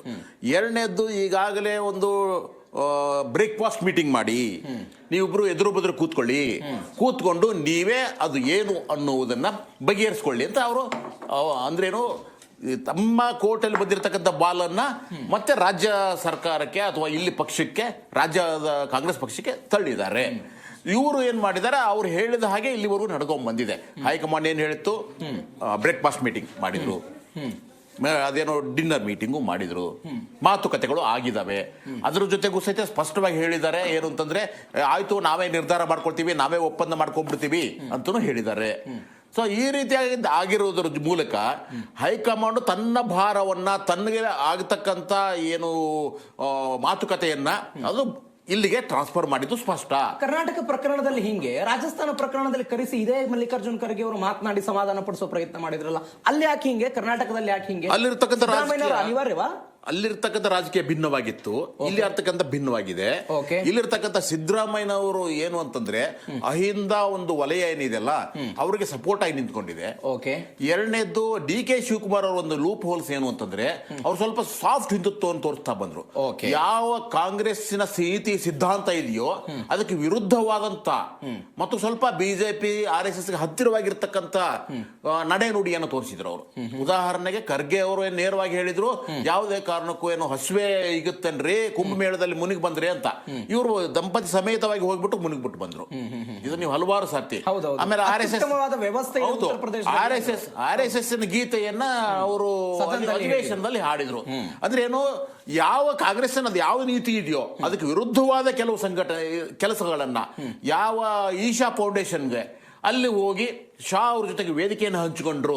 ಸೊ ಇವುಗಳೆಲ್ಲವನ್ನು ಗಮನಿಸ್ತಾ ಇರತಕ್ಕಂತ ಹೈಕಮಾಂಡ್ ಸ್ವಲ್ಪ ಏನಾಯ್ತು, ಅರೆ ಒಂದ್ ಸ್ವಲ್ಪ ನಿಧಾನ ಮಾಡೋಣ, ಯಾವುದೇ ಕಾರಣಕ್ಕೂ ಈ ಒಪ್ಪಂದ ಆಗಿದ್ರೆ ಒಪ್ಪಂದವನ್ನ ಇಂಪ್ಲಿಮೆಂಟ್ ಮಾಡೋದ್ರಿಂದ ಸ್ವಲ್ಪ ಸಂಕಷ್ಟ ಇದೆ. ಈ ಎರಡು ಕೆಲಸಗಳು. ಆಮೇಲೆ ಡಿ ಕೆ ಶಿವಕುಮಾರ್ ಮೇಲೆ ಕೇಸ್ಗಳಿದಾವೆ, ಅವ್ರು ಜೈಲಿಗೆ ಹೋಗಿ ಬಂದಿದ್ದಾರೆ, ಅವ್ರ ಇಮೇಜ್ ಸ್ವಲ್ಪ ಧಕ್ಕೆ ಆಗಿದೆ ಮತ್ತು ಅವ್ರ ಜೊತೆಗೆ ಇರ್ತಕ್ಕಂಥ ಬೆಂಬಲಿಗರ ಸಂಖ್ಯೆ ಬಹಳ ಕಡಿಮೆ ಇದೆ.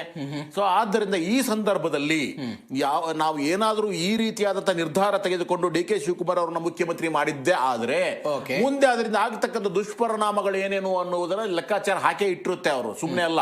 ಯಾಕೆ ಇರೋದೇ 2-3 ಸ್ಟೇಟ್ಗಳಲ್ಲಿ, ಆಮೇಲೆ ಮುಂದೆ ಇರುವತಕ್ಕಂಥ ಕರ್ನಾಟಕ ಸ್ಟೇಟ್ ಕಳ್ಕೊಂಡ್ಬಿಟ್ಟು ಆಮೇಲೆ ಏನಪ್ಪಾ ಮಾಡೋದು ಅಂತ ದಿಕ್ತಪ್ಪ ಆಕಾಶ ನೋಡ್ಬೇಕಂತ ಪರಿಸ್ಥಿತಿ ಬರುತ್ತೆ. ಇಂಥ ಸಂದರ್ಭದಲ್ಲಿ ಅವರು ಬಹಳ ಎಚ್ಚರಿಕೆ ನಡಿಗೆಯನ್ನ ಇಡ್ತಾ ಇದ್ದಾರೆ. ಹೇಗೋ ಮಾಡಿ ಸ್ವಲ್ಪ ಕಾಳ ತಳ್ಳೋಣ, ಈಗ ಇರ್ತಕ್ಕಂಥದ್ದೇ ಇದು ಚರ್ಚೆ ನಡೀತಾ ಹೋಗ್ಲಿ, ಆ ನಂತರ ನೋಡೋಣಂತೆ ಮುಂದೆ. ಅಷ್ಟರಲ್ಲಿ ಡಿ ಕೆ ಶಿವಕುಮಾರ್ ಅವರು ಏನ್ ಮಾಡ್ತಾರೆ, ಟಾಂಗ್ ಹೊಡ್ಕೊಂಡು ಅವ್ರಿಗೆ ಕೌಂಟರ್ ಕೊಟ್ಕೊಂಡು ಯತೀಂದ್ರ ಅವರೇ ಹೈಕಮಾಂಡ್ ಅಂತ ಹೇಳ್ಕೊಂಡು ಕೂತ್ಕೊಳ್ತಾರೆ. ಅವರು ಬೆಂಬಲಿಗರು 1-2-3 ಜನ ಮಾತಾಡ್ತಾ ಇರ್ತಾರೆ. ನನಗೆ ಕ್ವಿಕ್ ಆಗಿ ಕೊಡಿ ಸರ್, ಯತೀಂದ್ರ ಸಿದ್ದರಾಮಯ್ಯನವರು ಪದೇ ಪದೇ ಈ ರೀತಿಯಾಗಿ ಹೇಳಿಕೆ ಕೊಡ್ತಿದಾರಲ್ಲ, ಇದರ ಉದ್ದೇಶ ಏನು? ಯತೀಂದ್ರ ಸಿದ್ದರಾಮಯ್ಯ ಸ್ವ ಆಲೋಚನೆ ಮುಖಾಂತರ ಹೇಳಿಕೆ ಕೊಡ್ತಿದಾರೋ, ಸಿದ್ದರಾಮಯ್ಯನವರು ತಮ್ಮ ಮಗನ ಮುಖಾಂತರ ಹೇಳಿಕೆ ಕೊಡಿಸ್ತಿದಾರೋ? ಇವು ಎರಡರಲ್ಲೂ ಸತ್ಯ ಇದೆ. ಆಯ್ತಾ, ಸಿದ್ದರಾಮಯ್ಯನವರು ಮಗ ಆಗಿದ್ರಿಂದ ತಮ್ಮ ತಂದೆ 5 ವರ್ಷಗಳ ಕಾಲ CM ಆಗಿರ್ಬೇಕು ಅನ್ನೋದು ಒಬ್ಬ ಮಗನಾಗಿ ಅವರ ಆಸೆ ಆಗಿರುತ್ತೆ. ಎರಡನೇದ್ದು ಏನಂದ್ರೆ ಸಿದ್ದರಾಮಯ್ಯನವರು ಸಹಿತ ಯಾರೋ ಒಬ್ರು ಹೇಳಿಕೆ ಕೊಡ್ಬೇಕಾಗತ್ತೆ. ಯಾಕಂದ್ರೆ ಈ ಒಂದು ಸಮಸ್ಯೆ, ಈ ಒಂದು ಪವರ್ ಶೇರಿಂಗ್ ಸಮಸ್ಯೆ ಇದು ಯಾವತ್ತು ಚಾಲ್ತಿಯಲ್ಲಿ ಇರ್ಬೇಕಾಗತ್ತೆ. ಯಾಕೆ ಅಂತಂದ್ರೆ ಇಂಡೈರೆಕ್ಟ್ ಆಗಿ ಹೈಕಮಾಂಡ್ ಮೇಲೆ D K Shivakumar and company ಬಹಳ ಒತ್ತಡ ಹೇರ್ತಾ ಇದೆ. ಬಹಳ ಒತ್ತಡ ಏರಿ, ಇಲ್ಲ ನೀವು ಏನಾದ್ರೂ ಮಾಡಿ ನಮಗೆ CM ಪಟ್ಟ ಕೊಡ್ಲೇಬೇಕು ಅಂತ ಹೇಳ್ತಾ ಇದೆ. ಆ ಸಂದರ್ಭದಲ್ಲಿ ಆ ಒತ್ತಡವನ್ನ ಬಂದಾಗೆಲ್ಲವೂ ಸಹಿತ ಇಲ್ಲಿ ಯಾರಾದ್ರೂ ಒಬ್ರು ಹೇಳಿಕೆ ಕೊಡ್ಬೇಕು. ಮೊದಲು ರಾಜಣ್ಣ ಅವರಿದ್ರು, ಇವಾಗ ಏನ್ ಮಾಡಿದ್ದಾರೆ, ಯತೀಂದ್ರ ಅವರೇ ಕಾಡು ಕೇಳಿದ್ದಾರೆ. ಇದು ಈ ಸದ್ಯಕ್ಕಿರ್ತಕ್ಕಂಥ ಪಾಲಿಟಿಕ್ಸ್. ರಿಷಿಕ್ ವ್ಯಾನಗೌಡ್ರೆ, ನೀವು ಸದನದಲ್ಲಿ ಹೇಳ್ತೀರಿ, ನಿಮ್ಮ ಅಂಗಪಕ್ಷ ಬಿಜೆಪಿ ಕೂಡ ಹೇಳುತ್ತೆ ಯುದ್ಧ ನಡೀತಿದೆ ಕಾಂಗ್ರೆಸ್ ಅಲ್ಲಿ ಅಂತ. ಯತೀಂದ್ರ ಸಿದ್ದರಾಮಯ್ಯ ಯಾವ ಯುದ್ಧ ಇಲ್ಲ, ಸೆಟಲ್ಡ್, ಎಲ್ಲವೂ ಸೆಟಲ್ಡ್ ಆಗಿದೆ, ಯಾವ ಯುದ್ಧ, ಯಾವ ಬದಲಾವಣೆ, ಯಾವ ಚರ್ಚೆ ಇಲ್ಲ, ನಾವೆಲ್ಲ ಸೆಟಲ್ಡ್ ಆಗಿದ್ದೀವಿ ಅಂತಾರ ಅವರು. ಸರ್, ಯುದ್ಧ ಏನು ಆಗ್ತಾ ಇಲ್ಲ ಅಂತ ಬಂದವ್ರು ಹೇಳಿಕೆ ಕೊಡ್ತಾ ಇದಾರಲ್ಲ, ದಟ್ ಇಟ್ ಸೆಲ್ಫ್ ಈಸ್ ನಿಮಗೆ political war, internal political war. ನಿಮಗೆ ಯುದ್ಧ ಅಂದ್ರೆ ಯಾರು ಏನು ನ್ಯೂಕ್ಲಿಯರ್ ಬಾಂಬ್ ಹಾಕ್ಬಿಟ್ಟು ಮಿಸೈಲ್ ತಗೊಂಬಂದೇನ್ ಮಾಡ್ತಾ ಇಲ್ಲ, ಮಾತೇ ಮಿಸೈಲ್ ಇಲ್ಲಿ 2 ಬಣ. ಈಗ ಯಾರ ಪರವಾಗಿ ಮಾತಾಡ್ತಾ ಇದಾರಲ್ವಾ, ಅದೇ ಯುದ್ಧ, ಮಾತಿನ ಯುದ್ಧ ಅಂತ ಹೇಳ್ತೀವಿ ನೋಡಿ. ನಿಮಗೆ ಕೆಲವೊಂದ್ಸತಿ ಎಷ್ಟೆಷ್ಟೋ ವಾರ್ಗಳು ಆಕ್ಚುಯಲ್ ನ್ಯೂಕ್ಲಿಯರ್ ಬಾಂಬ್ ಗಿಂತ ಬರೀ ಮಾತಲ್ಲೇ ಹೋಗ್ಬಿಡುತ್ತೆ. ಈಗ ರಷ್ಯಾ ಮತ್ತೆ US ಬರೀ ಮಾತಲ್ಲಿ ಕೋಲ್ಡ್ ವಾರ್ ಇವತ್ತು ನಡೀತಾ ಇದೆ. ಇನ್ನು ನಿಮ್ಗೆ ಈಗ ಬೇರೆ ದೇಶಗಳಲ್ಲಿ ನಾನು ನಿಮ್ಮ ಮೇಲೆ ಇಷ್ಟು ಕೊಡ್ತೀನಿ, ಇಷ್ಟು ತಗೊಳ್ತೀನಿ, ಅಥವಾ ನಿಮ್ ಬೌಂಡ್ರಿನ ಇಷ್ಟು ಅಟ್ಯಾಕ್ ಮಾಡ್ತೀನಿ, ಮತ್ತೊಂದು ಟೆರಿಟರಿ ಇಶ್ಯೂಸ್ ಬಂತು ಅಂತ ತಿಳ್ಕೊಳ್ಳಿ. ಅದೆಲ್ಲ ಯಾರು ನಿಮ್ಗೆ ಆಕ್ಚುಲಿ ಯುದ್ಧ ಮಾಡ್ಬೇಕು ಅಂತ ಏನಿಲ್ಲ. It it self is A war. ಒಂದು. ಎರಡನೇದು, ಈಗ ಇವ್ರು ಇಷ್ಟೆಲ್ಲ ಹೇಳ್ತಾ ಇದಾರಲ್ವಾ ಸರ್, ಮಾನ್ಯ ಸಿದ್ದರಾಮಯ್ಯ ಅವ್ರು ಏನ್ ಹೇಳ್ತಾರೆ, ಹೈಕಮಾಂಡ್ ಬಿಟ್ಟಿದ್ದು, ಹೈಕಮಾಂಡ್ ಹೇಳಿದ್ರೆ ನಂದೇನಿಲ್ಲ ರೀ, ನಾಳೆ ನಾನು ಬಿಟ್ಬಿಡ್ತೀನಿ ಅಂತ ಹೇಳ್ತಾರೆ. ಸರ್, ಮಾನ್ಯ ಡಿ ಕೆ ಶಿವಕುಮಾರ್ ಏನ್ ಹೇಳ್ತಿರ್ತಾರೆ, ಯಾವಾಗಲೋ ಸಡನ್ ಆಗಿ ಬಂದ್ಬಿಟ್ಟು ಇದು ಫಲಿಸುತ್ತೆ, ಇದು ಫಲಿಸಲ್ಲ ಅಂತ ಹೇಳ್ತಾರೆ. ಅಂದ್ರೆ ಪ್ರಯತ್ನ ಮತ್ತೊಂದು ಇದೆಲ್ಲ ಹೇಳ್ಕೊಂಡಿರ್ತಾರೆ. ಅವ್ರ ಪರವಾಗಿ ಡಿ ಕೆ ಸುರೇಶ್ ಅವ್ರು ಕೂಡ ಹೇಳಿಕೆ ಕೊಡ್ತಿರ್ತಾರೆ. ಆಮೇಲೆ ಇನ್ನೂ 4 ಜನ ಯಾವಾಗಲೂ ಇರ್ತಾರೆ ಲಿಸ್ಟ್ ಅಲ್ಲಿ. ಆ 4 ಜನ ನಾನು ಅವರ ಫಾಲೋವರ್ಸ್. ಎಲ್ಲರಿಗೂ ಅವರವರ ನನ್ನ ಕಣ್ಣ ಆಪರೇಷನ್ ಆಗಿತ್ತು, ಹೀಗಾಗಿ ನಾನು ಸ್ವಲ್ಪ ಸೈಲೆಂಟ್ ಆಗಿದೆ, ಈಗ ಮತ್ತೊಂದು ಡೇಟ್ ಕೊಡ್ತೀನಿ ಅಂತ ಹೇಳಿದಾರೆ. ಅಲ್ಲ ಸರ್, ಅವ್ರು ಡೇಟ್ ಕೊಟ್ಕೊಂಡು ಬರ್ಲಿ, ಯಾರಿಗೆ ಡೇಟ್ ಕೊಟ್ಕೊಂತ ಇದ್ರೆ ಇಂಟರ್ನಲ್ ನೀವು ಮಾಡ್ಕೊಳ್ಳಿ. ಆಮೇಲೆ ಇವ್ರು ಏನು ಒಂದು ನೆರೇಷನ್ ಸೆಟ್ ಮಾಡ್ತಾ ಇದಾರೆ ಕಾಂಗ್ರೆಸ್ ಸರ್ಕಾರದವರು, ನಿಮಗೆ ಒಂದು CLP ನಾಯಕರು ಅಂತ ಹೇಳ್ತಾರೆ, ನಾವು 140 ಜನ ಗೆದ್ದಿದ್ದೀವಿ, ಶಾಸಕರಿಂದ ಆಯ್ಕೆ ಆಗಿ ಬಂದಿರೋದು ಅಂತ ಹೇಳ್ತಾರೆ, ನಾವು ಹೈಕಮಾಂಡ್ ಪಕ್ಷ ಅಲ್ಲ ಅಂತ ಹೇಳ್ತಾರೆ.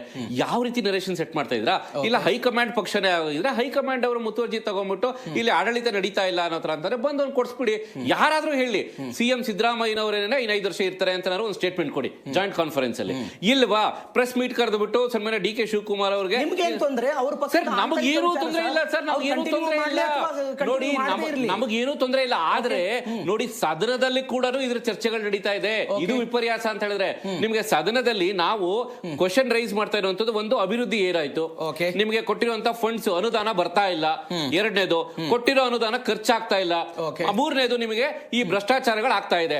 ಈ ಇಷ್ಟು ಕ್ವಶನ್ಸ್ ನಾವು ಒಂದು ವಿರೋಧ ಪಕ್ಷದವ್ರು ನಾವು ಏನಾದ್ರು ಆನ್ಸರ್ ಮಾಡಿದ್ರೆ ಅವರವರಲ್ಲಿ ಇಂಟರ್ನಲಿ ಕಾನ್ಫ್ಲಿಕ್ಟ್ಸ್ ಅಥವಾ ಇಶ್ಯೂಸ್ ಬರ್ತಾ ಇರೋದೇನೋ ಸಿಎಂ ಕುರ್ಚಿ.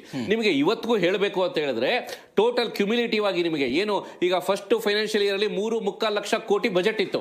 ಅದರಲ್ಲಿ ಓವರ್ ಹೆಡ್ ಕಾಸ್ಟ್, ಆಮೇಲೆ ಈ ಬೋಗಸ್ ಗ್ಯಾರಂಟಿ ಸ್ಕೀಮ್ ಏನ್ ಇಟ್ಕೊಂಡಿದ್ರು ಇದನ್ನೆಲ್ಲ ಹೊರತುಪಡಿಸಿ second financial year, last financial year ಅಲ್ಲಿ 4 ಲಕ್ಷ ಕೋಟಿ, ಈ ಕ್ಯುಮ್ಯುಲೇಟಿವ್ ಆಗಿ ನಿಮಗೆ 1.4 lakh crores ನಿಮಗೆ ಅನುದಾನ ಖರ್ಚೇ ಆಗಿಲ್ಲ. ನಿಮ್ಮ ಸರ್ಕಾರದ ಅವಧಿಯಲ್ಲಿ ಎಲ್ಲವೂ ಕೂಡ ಸಮೃದ್ಧವಾಗಿ ನೋಡಿ ಸರ್, 100% ಗ್ರೀನ್ ಅಂತ ಎಲ್ಲೂ ಹೇಳಕ್ಕಾಗಲ್ಲ. ಆದ್ರೆ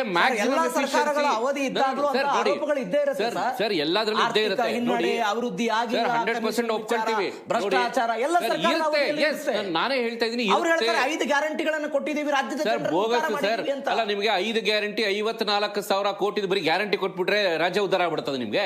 ಇವಾಗ ಇನ್ನು ಯೋಚನೆ ಮಾಡ್ಬೇಕಾಗಿರುವಂತ ಪ್ರಶ್ನೆ ಏನ್ ಗೊತ್ತಾ ನಿಮ್ಗೆ ಸರ್, ಇವಾಗ ಇರುವಂತ ಎಜುಕೇಶನ್ ನೆಕ್ಸ್ಟ್ ನಿಮ್ಗೆ ಜಾಬ್ ಗಳಿಲ್ಲ.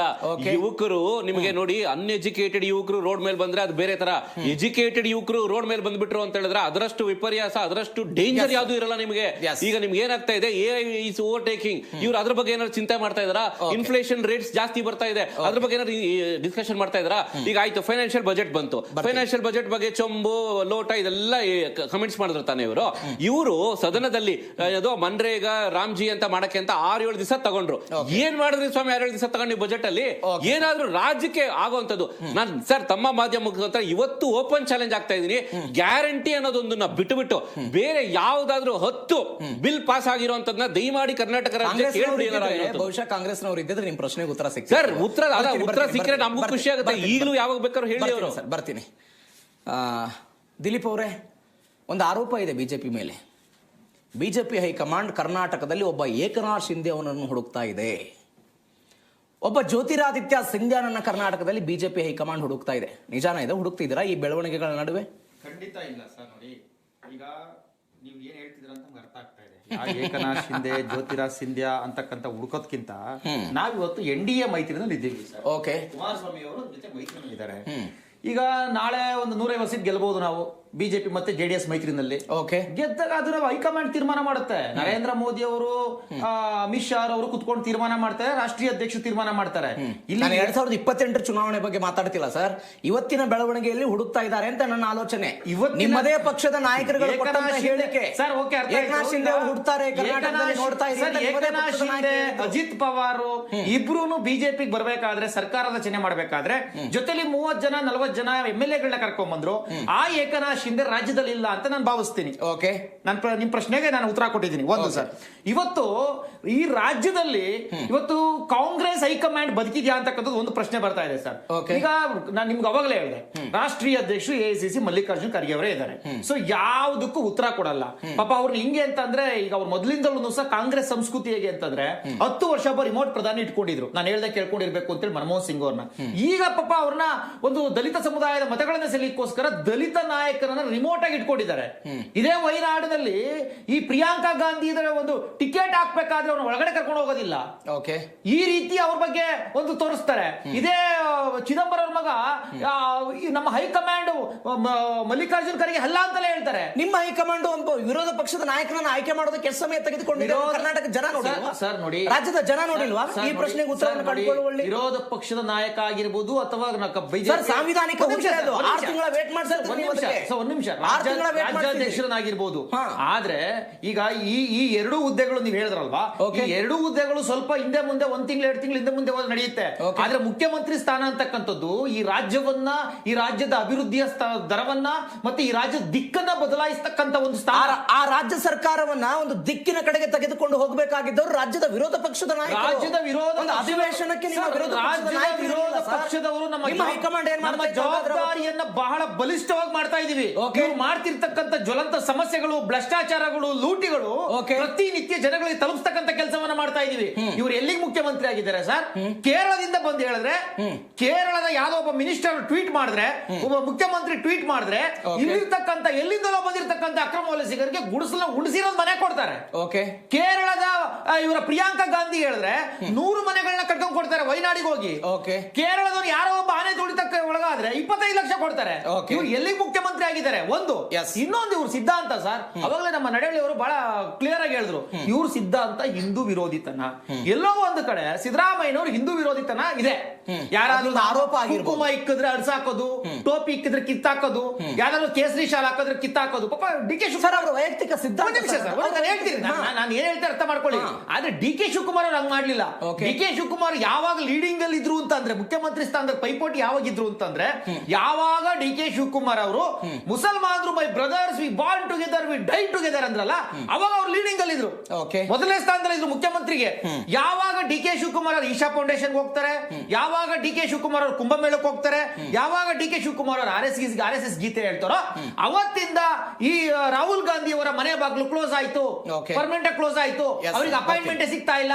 ಯಾಕೆ ಅಂತಂದ್ರೆ ಸ್ವತಃ ಮಲ್ಲಿಕಾರ್ಜುನ್ ಖರ್ಗೆ ಅವರು ಹೇಳಿದ್ರು, ಕುಂಭಮೇಳಕ್ಕೆ ಹೋದ್ರೆ ಪಾಪ ಪರಿಹಾರ ಆಗುತ್ತಾ ಅಂತ ಹೇಳಿ. ರಾಷ್ಟ್ರೀಯ ಅಧ್ಯಕ್ಷ ಹೇಳ್ಬೇಕಾದ್ರೆ ರಾಜ್ಯಾಧ್ಯಕ್ಷ ಹೋಗ್ಬಿಟ್ಟು ಸ್ನಾನ ಮಾಡಿ ಬರ್ತಾರೆ ಅಂದ್ರೆ ಇವ್ರಿಗೆ ಬೇಜಾರಾಗಲ್ವಾ ಸರ್? ಎಸ್ ಸರ್, ಬರ್ತೀನಿ. ಖಂಡಾನು ತುಂಡವಾಗಿ ಹಿಂದೂಗಳನ್ನ, ಹಿಂದುತ್ವವನ್ನ, ಹಿಂದೂ ಸಂಸ್ಕೃತಿಯನ್ನ ವಿರೋಧಿಸ್ಕೊಂಡ್ ಬರ್ತಾ ಇರ್ತಕ್ಕಂಥ ಪಕ್ಷ, ಆ ಪಕ್ಷದ ವಿರುದ್ಧವಾಗಿ ಡಿ.ಕೆ. ನಡ್ಕೋತಾ ಇದ್ದಾರೆ ಅಂತ ಹೇಳಿ ಬೇಜಾರಾಗಿರ್ಬೋದು. ಇರಿ ಸರ್, ಇರಿ. ಯಡಿಯೂರಪ್ಪನವರನ್ನ ಮುಖ್ಯಮಂತ್ರಿ ಸ್ಥಾನದಿಂದ ಕೆಳಗಿಳಿಸುವಾಗ ಯಾವ್ಯಾವ ಬಿಜೆಪಿ ನಾಯಕರು ಕರ್ನಾಟಕವನ್ನು ಬಿಟ್ಟು ದೆಹಲಿಗೆ ಹೋಗಿ ಕುಳಿತಿದ್ರು ಅನ್ನೋದ ರಾಜ್ಯದ ಜನ ನೋಡಿಲ್ವಾ ಸರ್? ನೋಡಿಲ್ಲ. ಬರ್ತೀನಿ ಸರ್. ಮುರುಗೇಶ್ ನಿರಾಣಿ ಸೇರಿದಂತೆ ಅರವಿಂದ್ ಎಲ್ಲ ನಾಯಕರು ಮುಖ್ಯಮಂತ್ರಿ ಸ್ಥಾನ ಆಗಿರ್ಬೋದು, ಬಿಜೆಪಿ ಅವಧಿ ಆಗಿರ್ಬೋದು, ಇದೆಲ್ಲ ಮುಗಿದ ಅಧ್ಯಾಯ. ನಾವ್ ಇವತ್ತಿನ ಬಗ್ಗೆ ಮಾತಾಡೋಣ. ನೀವೇನ್ ಮಾಡಿದ್ರಿ ಅನ್ನೋದು ಇಂಪಾರ್ಟೆಂಟ್ ಆಗುತ್ತೆ. ನೀವೇನ್ ಮಾಡಿದ್ರಿ ಅನ್ನೋದು ಕೂಡ ನಾವು ನಮ್ಮ ಅವಧಿನ ಮುಗಿಸಿದೀವಿ.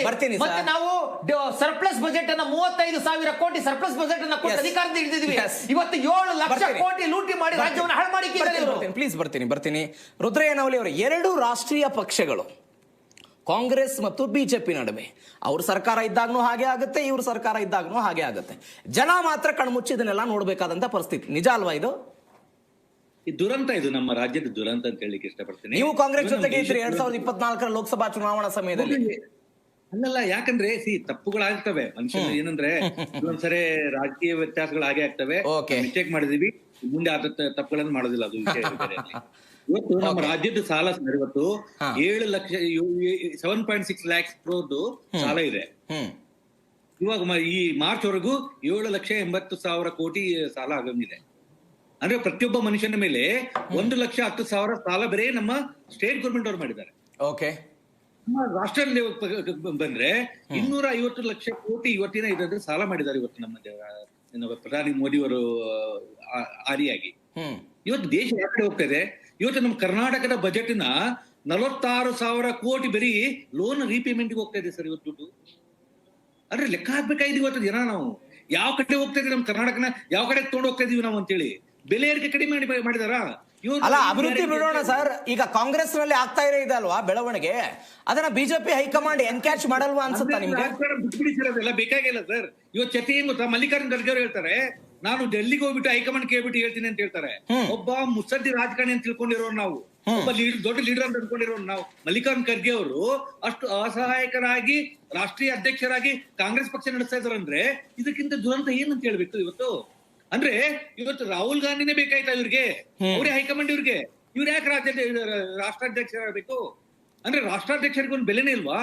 ಅಥವಾ ನಮ್ಮ ದಲಿತ ನಾಯಕ, ನಮ್ಮ ಲೀಡರ್ ಖರ್ಗೆ ಅವ್ರಿಗೇನು ಬೆಲೆ ಇಲ್ವಾ? ಅಂದ್ರ ಇವತ್ತು ಏನಾಗ್ಬಿಟ್ಟಿದೆ, ಇವತ್ತು ಇವ್ರು ಹೇಳ್ತಾ ಇದಾರೆ, ಒಬ್ಬ MLA ಹೇಳ್ತಾ ಇದಾರೆ ಹೈಕಮಾಂಡ್ ನಿಮ್ ಬೇಗ ಸಾಲ್ವ್ ಮಾಡಿ ಅಂತ ಹೇಳ್ತಾ ಇದಾರೆ. ಅಂದ್ರೆ MLAಗಳು ಬೇಡಿಕೊಳ್ಳೋ ಪರಿಸ್ಥಿತಿ ಬಂದಿದೆ ಇವತ್ತು ಹೈಕಮಾಂಡ್. ಇವತ್ತು ಹೈಕಮಾಂಡ್ ಏನೋ ತುಂಬಾ ವೀಕ್ ಇದೆ, ಎಲ್ಲರಿಗೂ ಗೊತ್ತಿರೋ ವಿಷಯನ. ಈ ಬಿಜೆಪಿ ಹೊರಟಾಗಿನಿಲ್ಲ. ಇವತ್ತು ಕೂಡ ಇಲ್ಲಿ ಕರ್ನಾಟಕದಲ್ಲಿ ಬಿಜೆಪಿ ಅವರು ಕಿತ್ತಾಡ್ಕೊಂಡು ಹೋಗ್ತಾ ಇದಾರೆ. ಯತ್ನಾಳ್ ಒಂದ್ ಕಡೆ ಹೋದ್ರೆ, ರಮೇಶ್ ಜಾರಕಿಹೊಳಿ ಒಂದ್ ಕಡೆ ಹೋದ್ರೆ, ಯಾವ್ಯಾವ ವಿಚಾರ ಅಲ್ಲ ಇದೆಲ್ಲ ಇದ್ದೇ ರಾಜಕಾರಣದಲ್ಲಿ ಇದ್ದೇ ಇರುತ್ತೆ. ಆದ್ರೆ ಇವತ್ತು ನಾವು ಗೋರ್ ವಿಷಯಕ್ಕೆ ಬರ್ತಾ ಇಲ್ಲ. ಇವತ್ತು ಕರ್ನಾಟಕ ರಾಜ್ಯದ ಬಗ್ಗೆ ಏನ್ ಬೇಕಾಗಿದೆ ಅಂತ ಹೇಳಿ ಇವ್ರು ಯಾರಿಂದನೂ ರಾಜ್ಯ ಏನು ಉದ್ಧಾರ ಆಗೋದಿಲ್ಲ. ಇವತ್ತು ನೋಡಿ ಸುಮಾರು ಸರ್ಕಾರಿ ಶಾಲೆಗಳು ಮುಚ್ತಾ ಇದಾವೆ. ಸರ್ಕಾರಿ ಶಾಲೆ ಮುಚ್ಚಕ್ಕೆ ಏನ್ ಮಾಡ್ಬೇಕಾಗಿದೆ? ಇವತ್ತು ಕಬ್ಬಿಗೆ ಬೆಲೆ ಕೊಡ್ತಾರೆ 3,100. ಪಂಜಾಬ್ ಅಲ್ಲಿ ನಾವು ಕೊಡ್ತಾ ಇರೋದು 4,000 ರೂಪಾಯಿ. ಯಾಕೆ ಕೊಡ್ತಾ ಇದೀವಿ? ಒಂದು ವಿಷಯ ಹೇಳ್ತೀನಿ ನಿಮಗೆ, ಮಾತಾಡೋಣ. ಇವತ್ತು ಶಿಕ್ಷಣ ಸರ್ಕಾರಿ ಶಾಲೆಗಳು ಉದ್ಧಾರ ಆಗೋದಿಲ್ಲ. ಯಾಕೆ ಅಂತಂದ್ರೆ ಪ್ರೈವೇಟ್ ಸ್ಕೂಲ್ಗಳೆಲ್ಲ ಬಿಲಾಂಗ್ಸ್ ಟು ರಾಜಕಾರಣಿಗಳು. ನಮ್ ಕರ್ನಾಟಕ ರಾಜಕಾರಣದ್ದು ಆ ಎಜುಕೇಶನ್ ಮಾಫಿಯಾದಿಂದ ಸರ್ಕಾರಿ ಶಾಲೆಗಳು ಉದ್ಧಾರ ಆಗೋದಿಲ್ಲ. ಇವತ್ತು ಶುಗರ್ ಫ್ಯಾಕ್ಟರಿ ರೈತರಿಗೆ ಒಳ್ಳೆ ಕಬ್ಬಿಗೆ ರೇಟ್ ಕೊಡೋದಿಲ್ಲ. ಯಾಕೆ? ಎಲ್ಲ ಶುಗರ್ ಫ್ಯಾಕ್ಟರಿ ಬಿಲಾಂಗ್ಸ್ ಟು ರಾಜಕಾರಣಿಗಳು. ಹೌದಲ್ವಾ? ಕರೆಕ್ಟ್ ಅಲ್ವಾ ಇದು? ಇವತ್ತು ಪ್ರತಿಯೊಂದು ಹಂತದಲ್ಲಿ ಮಾಫಿಯಾಗಳಿಂದ ಕೂಡಿರುವಂತ MLAಗಳು. ಸರ್, ಅಭಿವೃದ್ಧಿ ವಿಚಾರದ ಬಗ್ಗೆ ಮಾತನಾಡೋಣ. What next? ಏನ್ ಮಾಡ್ಬೇಕಂತ ನೀವು ಕಾಂಗ್ರೆಸ್ ಒಂದು ಸ್ಟ್ಯಾಂಡ್ ತೆಗೆದುಕೊಳ್ಬೇಕಲ್ಲ ಈ ವಿಚಾರದಲ್ಲಿ. ಏನ್ ಮಾಡಿದಿರಿ? ಇದೆಲ್ಲ ಸುಸೂತ್ರ ಆಗುತ್ತೆ. ಏನಾಗೋದಿಲ್ಲ. ಇದು ಬೇರೆ ಎಂಟರ್ಟೈನ್ಮೆಂಟ್ ಇಷ್ಟೇ ಮಾತಾಡ್ತಾ ಹೋಗ್ತಾ ಇರ್ತೀವಿ, ಟೈಮ್ ವ್ಯರ್ಥ ಮಾಡ್ತಾ ಇದೀವಿ. ಇದು ಬಿಟ್ಬಿಟ್ಟು ಒಂದು ಕನ್ಸ್ಟ್ರಕ್ಟಿವ್ ಆಗಿ ಚರ್ಚೆ ಮಾಡ್ಬೇಕಾಗಿದೆ. ಇವು ಅವಶ್ಯಕತೆ ಇಲ್ಲ. ಯತೀಂದ್ರ ಯಾರು ನಮ್ಗೆ ಏನ್ ಬೇಕಾಗಿಲ್ಲ. ಸಿದ್ದರಾಮಯ್ಯ, DK ಶಿವಕುಮಾರ್ ಅವಶ್ಯಕತೆ ಇಲ್ಲ. ನಮಗೆ ಬೇಕಾಗಿರೋದು ಉತ್ತಮ ವ್ಯವಸ್ಥೆ, ಉತ್ತಮ ನೀರು, ಉತ್ತಮ ಆರೋಗ್ಯ, ಉತ್ತಮ ಶಿಕ್ಷಣ, ಉತ್ತಮ ರಸ್ತೆ. ಇದು ಬಿಟ್ರೆ ಬೇರೆ ಏನು ಬೇಕಾಗಿಲ್ಲ. ಇವ್ರು ಹಾಳಾಗೋಗ್ಲಿ, ರಾಜಕಾರಣ ಮಾಡ್ಕೊಂಡು ಮನೇಲಿ ಮಾಡ್ಕೊಂಡು ಕೂತ್ಕೊಳ್ಳಿ. ಈ ರಾಜ್ಯ ಉದ್ಧಾರ ಮಾಡೋ ಒಂದು ವ್ಯವಸ್ಥೆ ಮಾಡ್ಕೊಳ್ಳಿ ಅಷ್ಟೇ. ಎಸ್ ಸರ್, ಬರ್ತೀನಿ ಸರ್. ನಾನು ಕೊನೆಯದಾಗಿ ಕ್ವಿಕ್ ಆಗಿ ರಿಯಾಕ್ಷನ್ ಕೊಡಿ. 2026 ಹೊಸ್ತರಲ್ಲಿ ಇದ್ದೀವಿ. DK ಶಿವಕುಮಾರ್ ಅವರಿಗೆ ವಯಸ್ಸು ಕೂಡ ಬಂತು. 2028ರಲ್ಲಿ ಪಕ್ಷ ಏನಾಗುತ್ತೆ ಅನ್ನುವಂಥ ಪ್ರಶ್ನೆ ಸಹಜವಾಗಿದೆ. ಒನ್ಸ್ ಅಗೇನ್ ಅಧಿಕಾರಕ್ಕೆ ಬರ್ತೇವೋ, ಅಧಿಕಾರಕ್ಕೆ ಬರೋಲ್ಲ. ಯಾಕಂದ್ರೆ 1985 ನಂತರ ಕರ್ನಾಟಕದಲ್ಲಿ ಒಂದು ಪಾರ್ಟಿಗೆ ಅಧಿಕಾರ ಕೊಟ್ಟ ನಂತರ ವಾಪಸ್ ಅಧಿಕಾರ ಕೊಟ್ಟಿರುವಂಥ ಉದಾಹರಣೆಗಳು ಕರ್ನಾಟಕದಲ್ಲಿ ಇಲ್ಲ. ಈ ಕಾರಣದಿಂದ DK ಶಿವಕುಮಾರ್ ಪೈಪೋಟಿಯಲ್ಲಿ ಇದಾರ? ಅವಕಾಶ ಸಿಗಬಹುದಾ? ಏನ್ ನಿಮ್ ಪ್ರಿಡಿಕ್ಟ್ ಏನಿದೆ? ಪ್ರಯತ್ನ ಮಾಡಿದ್ರೆ ಸಾಧ್ಯತೆಗಳಿದ್ದಾವೆ. ಯಾಕೆ ಅಂತಂದ್ರೆ ಫೇರ್ ಎಲೆಕ್ಷನ್ ನಡೆದ್ರೆ, ಇವರು ತಮ್ಮ ಜನಪ್ರಿಯತೆಯನ್ನು ಹೆಚ್ಚಿಸಿಕೊಂಡ್ರೆ, ಆಮೇಲೆ ಅವ್ರು ಏನೇನನ್ನು ಭರವಸೆಗಳನ್ನ ಕೊಟ್ಟಿದ್ದಾರೋ ಜನರಿಗೆ ಅವುಗಳೆಲ್ಲವನ್ನು ಸಹಿತ ಆದ್ಯತೆಯ ಮೇರೆಗೆ ಈಡೇರಿಸಿದ್ರೆ ಮತ್ತೆ ಸಾಧ್ಯತೆಗಳು ಇದ್ದಾವೆ. ಯಾಕೆ ಅಂದ್ರೆ ಅಪೋಸಿಷನ್ ನಲ್ಲಿ ಮಾಸ್ ಲೀಡರ್ಸ್ ಗಳಿಲ್ಲ ಇವಾಗ. ಕರೆಕ್ಟ್. ಆ ಮಾಸ್ ಲೀಡರ್ಶಿಪ್ ನ ಯಡಿಯೂರಪ್ಪನವ್ರು ಹೋದ್ಮೇಲೆ ಇವತ್ತವರೆಗೂ ಇಲ್ಲ. ಆಮೇಲೆ ಕಾಂಗ್ರೆಸ್ ಅನ್ನ ಬಿಟ್ರೆ ಇವತ್ತಿನವರೆಗೂ ಸಹಿತ ಯಾವುದೇ ಪಕ್ಷವೂ ಸಹಿತ ಏಕಪಕ್ಷವಾಗಿ ಮಾಂಡೇಟರಿ ತಗೊಂಡು ಬಹುಮತ ತೆಗೆದುಕೊಂಡು ಇವತ್ತವರೆಗೂ ಅಧಿಕಾರಕ್ಕೆ ಬಂದಿಲ್ಲ. ಕೊಲಾಬರೇಷನ್ ಅದು ಇದು ಎಲ್ಲವೂ ಆಗಿರ್ತವೆ. ಸೊ ಆದ್ದರಿಂದ ಕಾಂಗ್ರೆಸ್ಸಿಗೆ ಈ ಸಾಧ್ಯತೆಗಳು ಹೆಚ್ಚಿದಾವೆ. ಆದ್ರೆ ಇವರು ಕಿತ್ತಾಡುವುದನ್ನ ಮಾಡಿದರೆ, ಕೊಟ್ಟ ಭರವಸೆಗಳನ್ನ ಈಡೇರಿಸದೇ ಇದ್ರೆ, ಅಂದ್ರೆ ಜನರಿಗೆ ಕನಿಷ್ಠ ಸವಲತ್ತುಗಳನ್ನು ಕೊಡದೇ ಇದ್ರೆ, ಬರೀ ಗ್ಯಾರಂಟಿಗಳನ್ನು ಮಾತ್ರ ನಂಬ್ಕೊಂಡಿದ್ರೆ ಏಟು ಬೀಳುತ್ತೆ. ಸೊ ಆದ್ದರಿಂದ DK ಶಿವಕುಮಾರ್ ಅವರು ಸ್ವಲ್ಪ ಏನ್ ಮಾಡ್ಬೇಕು ಅಂದ್ರೆ, ಅವರು ಅಧ್ಯಕ್ಷರಾಗಿದ್ದಾರೆ, ಒಂದು ಪಕ್ಷದ ಅಧ್ಯಕ್ಷರಾಗಿದ್ದಾರೆ. ಇವತ್ತಿಂದ ಪ್ರಯತ್ನ ಮಾಡಿ, ಇಲ್ಲೇನು ಶ್ರಮ ಹಾಕ್ತಾ ಇದ್ದಾರೋ ನಾವು ಮುಖ್ಯಮಂತ್ರಿ ಆಗ್ಬೇಕು ಅಂತ, ಇದರ ಬದಲಾಗಿ ಮತ್ತೊಂದು ಬಾರಿ ಈ ರೀತಿಯಾಗಿ ಕಾಂಗ್ರೆಸ್ ಅನ್ನು ಅಧಿಕಾರಕ್ಕೆ ತರಲಿಕ್ಕೆ ಸಾಧ್ಯತೆಗಳು ಇದ್ದಾವೆ ಅಂತ ತಮ್ಮೆಲ್ಲ ಶಕ್ತಿ ಸಾಮರ್ಥ್ಯಗಳನ್ನು ಹಾಕಿದ್ರೆ ನಿಜಕ್ಕೂ ಇನ್ನೂ ಒಂದು ಸಾರ್ತಿ, ಮುಂದಿನ ಸಾರ್ತಿಯೂ ಸಹಿತ ಕಾಂಗ್ರೆಸ್ ಅಧಿಕಾರಕ್ಕೆ ಬಂದ್ರೆ ಈಗ ನೆಕ್ಸ್ಟ್ ಚಾನ್ಸ್ ಇರೋದು DK ಶಿವಕುಮಾರ್ ಅವರಿಗೆ. ಸತೀಶ್ ಜಾರಕಿಹೊಳಿ ಅವರು ವೇಟ್ ಮಾಡಿಸಿದ್ದಾರೆ. ನೀವು ಯಾರನ್ನೇ ಹಾಕಿದ್ರು ಸಹಿತ ನಾನು ಹೇಳೋದು ಚಾನ್ಸಸ್ಗಳು ಹೆಚ್ಚಿದ್ದಾವೆ. ಮಾಡ್ಲಿ. ಈಗ ಹೈಕಮಾಂಡ್ ಹೌದಾ, ಹೈಕಮಾಂಡ್ ಮುಂದೆ ಒಂದು ಪ್ರಪೋಸಲ್ ಇಡ್ಲಿ, ಆಯ್ತು ಸ್ವಾಮಿ ನೆಕ್ಸ್ಟ್ ಟೈಮ್ ಕಾಂಗ್ರೆಸ್ ನಾನು ಲೀಡ್ ತರ್ತೇನೆ, ನನ್ನನ್ನು CM ಮಾಡ್ತೀರಾ ಅಂತ ಬಿಟ್ಟು ಅವರು ಭರವಸೆಯನ್ನು ತೆಗೆದುಕೊಂಡು ತಮ್ಮ ಶಕ್ತಿ ಸಾಮರ್ಥ್ಯವನ್ನು ಹಾಕಿ ಮತ್ತೆ ಈ ಗ್ಯಾರಂಟಿ ಯೋಜನೆನ ಮತ್ತೊಂದು ಬನ್ನಿ. ಎಲ್ಲಿವರೆಗೂ ಸಹಿತ ಮತ್ತೆ ಈ ಬಿಜೆಪಿ ಅವರು ಏನೋ ಇಲೆಕ್ಷನ್ ಅನೌನ್ಸ್ ಆದ್ಮೇಲೆ 10,000 ರೂಪಾಯಿ ಎಲ್ಲ ಹೆಣ್ಮಕ್ಳಿಗೆ ಕೊಡದೇ ಇದ್ರೆ ಅರ್ಥ ಆಯ್ತಾ, ಇವ್ರು ಗ್ಯಾರಂಟಿ ಬರ್ತಾರೆ. ರಿಷಿಕ್ ವಿಯಾನಗೌಡ್ರೆ ಸರ್ ನೋಡಿ, ಈಗ ನಾಳೆ ನಿಮ್ಗೆ ಎಲೆಕ್ಷನ್ ಆಯ್ತು ಅಂತಂದ್ರೆ ಕಾಂಗ್ರೆಸ್ ಅವ್ರು ಏನೋ ಬ್ಯಾಲೆಟ್ ಪೇಪರ್ ತಗೊಂಬಂದ್ ಮಾಡ್ಬೇಕು ಅಂತ ಹೇಳ್ತಿದ್ರಲ್ಲ, ಆ ಬ್ಯಾಲೆಟ್ ಪೇಪರ್ ತಗೊಂಡೇ ಎಲೆಕ್ಷನ್ ಮಾಡಿದ್ರು ಕೂಡ ನಿಮ್ಗೆ 100% NDA ಮೈತ್ರಿಕೂಟ ಏನು ಸನ್ಮಾನ್ಯ ಕುಮಾರಣ್ಣನ ಅವರ ನೇತೃತ್ವದಲ್ಲಿ ಇರುವಂತ JDS ಅಲ್ಲ ಮುಖ್ಯಮಂತ್ರಿ ಸರ್ ಹೈಕಮಾಂಡ್ ನೋಡಿ, ನಾವು ನಮ್ಮ ಖುಷಿ ನಾವು ಹೇಳೋದು ಕುಮಾರಣ್ಣನ ನೆಕ್ಸ್ಟ್ ಮುಖ್ಯಮಂತ್ರಿ ಅಂತ ನಾನು ಖುಷಿಯಾಗಿ ಹೇಳ್ಕೊಂತೀನಿ. ಈಗ ಅವ್ರು ಕೂಡ ಹೇಳ್ಕೊಳ್ತಾರೆ. ಆದ್ರೆ ಈಗ ನಾವು ಒಂದು ಸಮ್ಮಿಶ್ರ ಸರ್ಕಾರದಲ್ಲಿ ಇರೋದ್ರಿಂದ ಅವತ್ತಿನ ದಿವಸ ಸನ್ಮಾನ್ಯ ಮೋದಿ ಮೋದಿಜಿಯವರು, ಅಮಿತ್ ಶಾ ಅವರು, ನಮ್ಮ ದೊಡ್ಡವರು ದೇವೇಗೌಡ ಅಪ್ಪಾಜಿ ಅವರು ಎಲ್ಲ ಕುತ್ಕೊಂಡು ಡಿಸೈಡ್ ಮಾಡ್ತೀವಿ ಯಾರು ಉತ್ತಮರು, ಯಾರಿಂದ ಸಭೀಶ್ವಾಗಿ ನಡೀತದೆ ಅಂತ. ಆದ್ರೆ ಇವತ್ತು ನಾವು ಏನದು ತುಂಬಾ ಯೋಚನೆ ಮಾಡ್ಬೇಕಾಗಿರೋದು ಏನು ಅಂತಂದ್ರೆ, ಸರ್ ಎಷ್ಟು ದಿನ ಸರ್ಕಾರ ಇರ್ತಾರೋ ನಮ್ಗೆ ಗೊತ್ತಿಲ್ಲ ಸರ್. ಇವರು ಈ 2.5 ವರ್ಷ ಅಂತ ಹಾಳು ಮಾಡ್ಬಿಟ್ರು ರಾಜ್ಯನ. ಇನ್ನು ಮುಂದೆ ಏನಾದ್ರು ದಯಮಾಡಿ ತಾವು ರಿಕ್ವೆಸ್ಟ್ ಮಾಡ್ಕೊಳ್ಳೋದು ಏನು ಅಂತಂದ್ರೆ, ಒಂದು ಹಾನೆಸ್ಟ್ ಟ್ಯಾಕ್ಸ್ ಪೇಯರ್ ಆಗ್ಬಿಟ್ಟು ಏನಾದ್ರೂ ರಾಜ್ಯಕ್ಕೆ 3 ಪೈಸದ ಅನುಕೂಲ ಆಗುವಂತ ಕೆಲಸ ಮಾಡಿ ಸ್ವಾಮಿ. ನೀವು ಸಿಎಂ ಆಗ್ರಿ, ಡಿ.ಸಿ.ಎಂ ಆಗ್ರಿ, ಯಾರು ಬೇಕಾದ್ರೂ ಆಗ್ರಿ ಸ್ವಾಮಿ, ನಮಗೆ ಬೇಡ. ನಮಗೆ ರಾಜ್ಯಕ್ಕೆ ಶಿವಕುಮಾರ್ ಮುಖ್ಯಮಂತ್ರಿ ಆಗ್ಲಿ ಬಿಡಿ ಸರ್, ನಮಗೆ ಬೇಡ ಅನ್ನಕ್ ನಾವ್ಯಾರು ಸರ್? ಆಗ್ಲಿ, ಅವರೇ ಆಗ್ಲಿ, ಅವರು ಒಳ್ಳೆ ಅಭಿವೃದ್ಧಿ ಮಾಡ್ಬೇಕು ಅಂತ ಅವ್ರು ಸರ್ಕಾರ ಅಲ್ಲೆಲ್ಲ ಬಹಳ ಉದ್ದಾರ ಆಗ್ಬಿಟ್ಟಿದಾವ. ರಾಜ್ಯಗಳಿದಾವ್ರಿ ಇವತ್ತವರೆಗೂ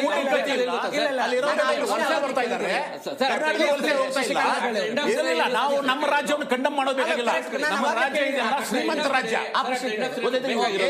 ಶ್ರೀಮಂತ ರಾಜ್ಯ ಬೇರೆ ಬೇರೆ ರಾಜ್ಯಗಳನ್ನ ಸಾಕ್ತಾ ಇದೆ ನಮ್ಮ ಕರ್ನಾಟಕ. ಅಂತದ್ರಲ್ಲಿ ಏನು ಆಗಿಲ್ಲ ಅನ್ನೋದು ತಪ್ಪಾಗುತ್ತೆ. ಬೇರೆ ರಾಜ್ಯದಲ್ಲಿ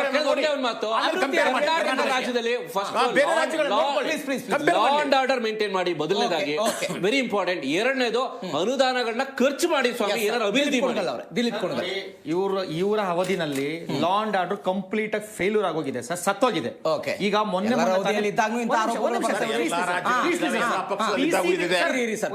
ಪಿಸಿಬಿ ಅಧಿಕಾರಿಗಳು ಮೈಸೂರಿನಲ್ಲಿ ಮೊನ್ನೆ ಡ್ರಗ್ಸ್ ಫ್ಯಾಕ್ಟರಿನ ಬಂದು ಹಿಡಿದ್ರು. ಈಗ 2 days ಇದಕ್ಕಿಂತ ಮುಂಚೆ 3 months ಬ್ಯಾಕ್ ಒಂದು ಡ್ರಗ್ಸ್ ಫ್ಯಾಕ್ಟರಿ ಹಿಡಿದಿದ್ರು. ಐ ಥಿಂಕ್ ಭಾರತ ಇತಿಹಾಸದಲ್ಲಿ ಡ್ರಗ್ಸ್ ಫ್ಯಾಕ್ಟರಿ ತಗಲಾಕೊಂಡಿದೆ ಕರ್ನಾಟಕದಲ್ಲಿ ಮಾತ್ರ. ಬೇರೆ ರಾಜ್ಯದಿಂದ ಬಂದು ಹಿಡಿತಾರೆ. ಗುಜರಾತ್ ATS ಬಂದು ಇಲ್ಲಿರ್ತಕ್ಕಂಥ ಭಯೋತ್ಪಾದಕರು ಹಿಡಿತಾರೆ. ವೀರೇಂದ್ರ ಪಪ್ಪಿಯನ್ನ ಬಂದು ಬೇರೆ ರಾಜ್ಯದ ಪೊಲೀಸ್ನವರು ಹಿಡಿತಾರೆ. ರಮ್ಯಾರಾವ್ನ ಬಂದು ಬೇರೆ ರಾಜ್ಯದ ಪೊಲೀಸ್ನವರು ಬಂದು ಹಿಡಿತಾರೆ. ಇವ್ರು ಏನ್ ಮಾಡ್ತಾ ಇದ್ದಾರೆ? ರಾಜ್ಯ ಸರ್ಕಾರ ಇವೆಲ್ಲವೂ ಗೊತ್ತಿದ್ರು ಸಹ ಕಣ್ಣು ಮುಚ್ಕೊಂಡು ಸುಮ್ಮನೆ ಕೂತ್ಕೊಂಡಿದೆ. ಇವತ್ತು ರಾಜ್ಯದ ಒಂದು ಲಾ ಅಂಡ್ ಆರ್ಡರ್ ನ ಹಾಳು ಮಾಡಿ ಇವ್ರು ಕುರ್ಚಿ ಕಿತ್ತಾಟದಲ್ಲಿ ಬಿಸಿ ಆಗ್ಬಿಟ್ಟಿದ್ದಾರೆ. ನಮಗೆ ಇವ್ರು ಕುರ್ಚಿ ಕಿತ್ತಾಟ ಬೇಡ, ನಮಗೆ ಬೇಕಾಗಿರ್ತಕ್ಕಂಥದ್ದು ಶಾಂತಿಯುತವಾದ ರಾಜ್ಯ ಬೇಕು. ಇವತ್ತು ರಾಜ್ಯಕ್ಕೆ ಬಂದು ಅಕ್ರಮ ಬಾಂಗ್ಲಾದೇಶ ವಲಸಿಗರು ನುಗ್ಗಿ ನಿಂತಿದ್ದಾರೆ. ಇವ್ರನ್ನ ಒಬ್ಬೇ ಸರ್ಕಾರ ತಾನೆ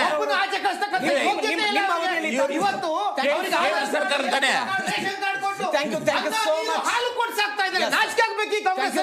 ಮೂರು ಜನರಿಗೂ ಕೂಡ ಇಷ್ಟೊತ್ತು ಚರ್ಚೆಯಲ್ಲಿ ಭಾಗವಹಿಸಿದ್ದಕ್ಕೆ ಎಪಿ ವಕ್ತಾರಾಗಿರುವಂತಹ ರುದ್ರಯ್ಯ ನವಲಿ, ನಿಮಗೂ ಕೂಡ ಥ್ಯಾಂಕ್ ಯು ಸೋ ಮಚ್ ಇಷ್ಟೊತ್ತು ಚರ್ಚೆಯಲ್ಲಿ ಭಾಗವಹಿಸಿದ್ದಕ್ಕೆ. ಇಂಥದ್ದೊಂದು ಪರಿಸ್ಥಿತಿಗೆ ಕರ್ನಾಟಕ ಕಾಂಗ್ರೆಸ್ ಬಂದಿದೆ, ಇದನ್ನ ಎಲ್ಲಿಗೆ ತೆಗೆದುಕೊಂಡು ಹೋಗ್ತಾರೆ? ಬಗೆಹರಿಯುತ್ತಾ? ಪಂಚರಾಜ್ಯಗಳ ಚುನಾವಣೆ ನಂತರ ಒಂದು ಇತಿಶ್ರೀ ಹಾಡ್ತಾರ? ಕಾದ್ ನೋಡೋಣ. ಇದರೊಂದಿಗೆ ಇವತ್ತಿನ ಜಿ ಸಂವಾದವನ್ನು ಮುಗಿಸ್ತಾ ಇದ್ದೀನಿ. ಮತ್ತಷ್ಟು ಸುದ್ದಿಗಾಗಿ ನೋಡ್ತಾ ಇರಿ ಜಿ ಕನ್ನಡ ನ್ಯೂಸ್, ಸತ್ಯವೇ ಸುದ್ದಿಯ ಜೀವಾಳ.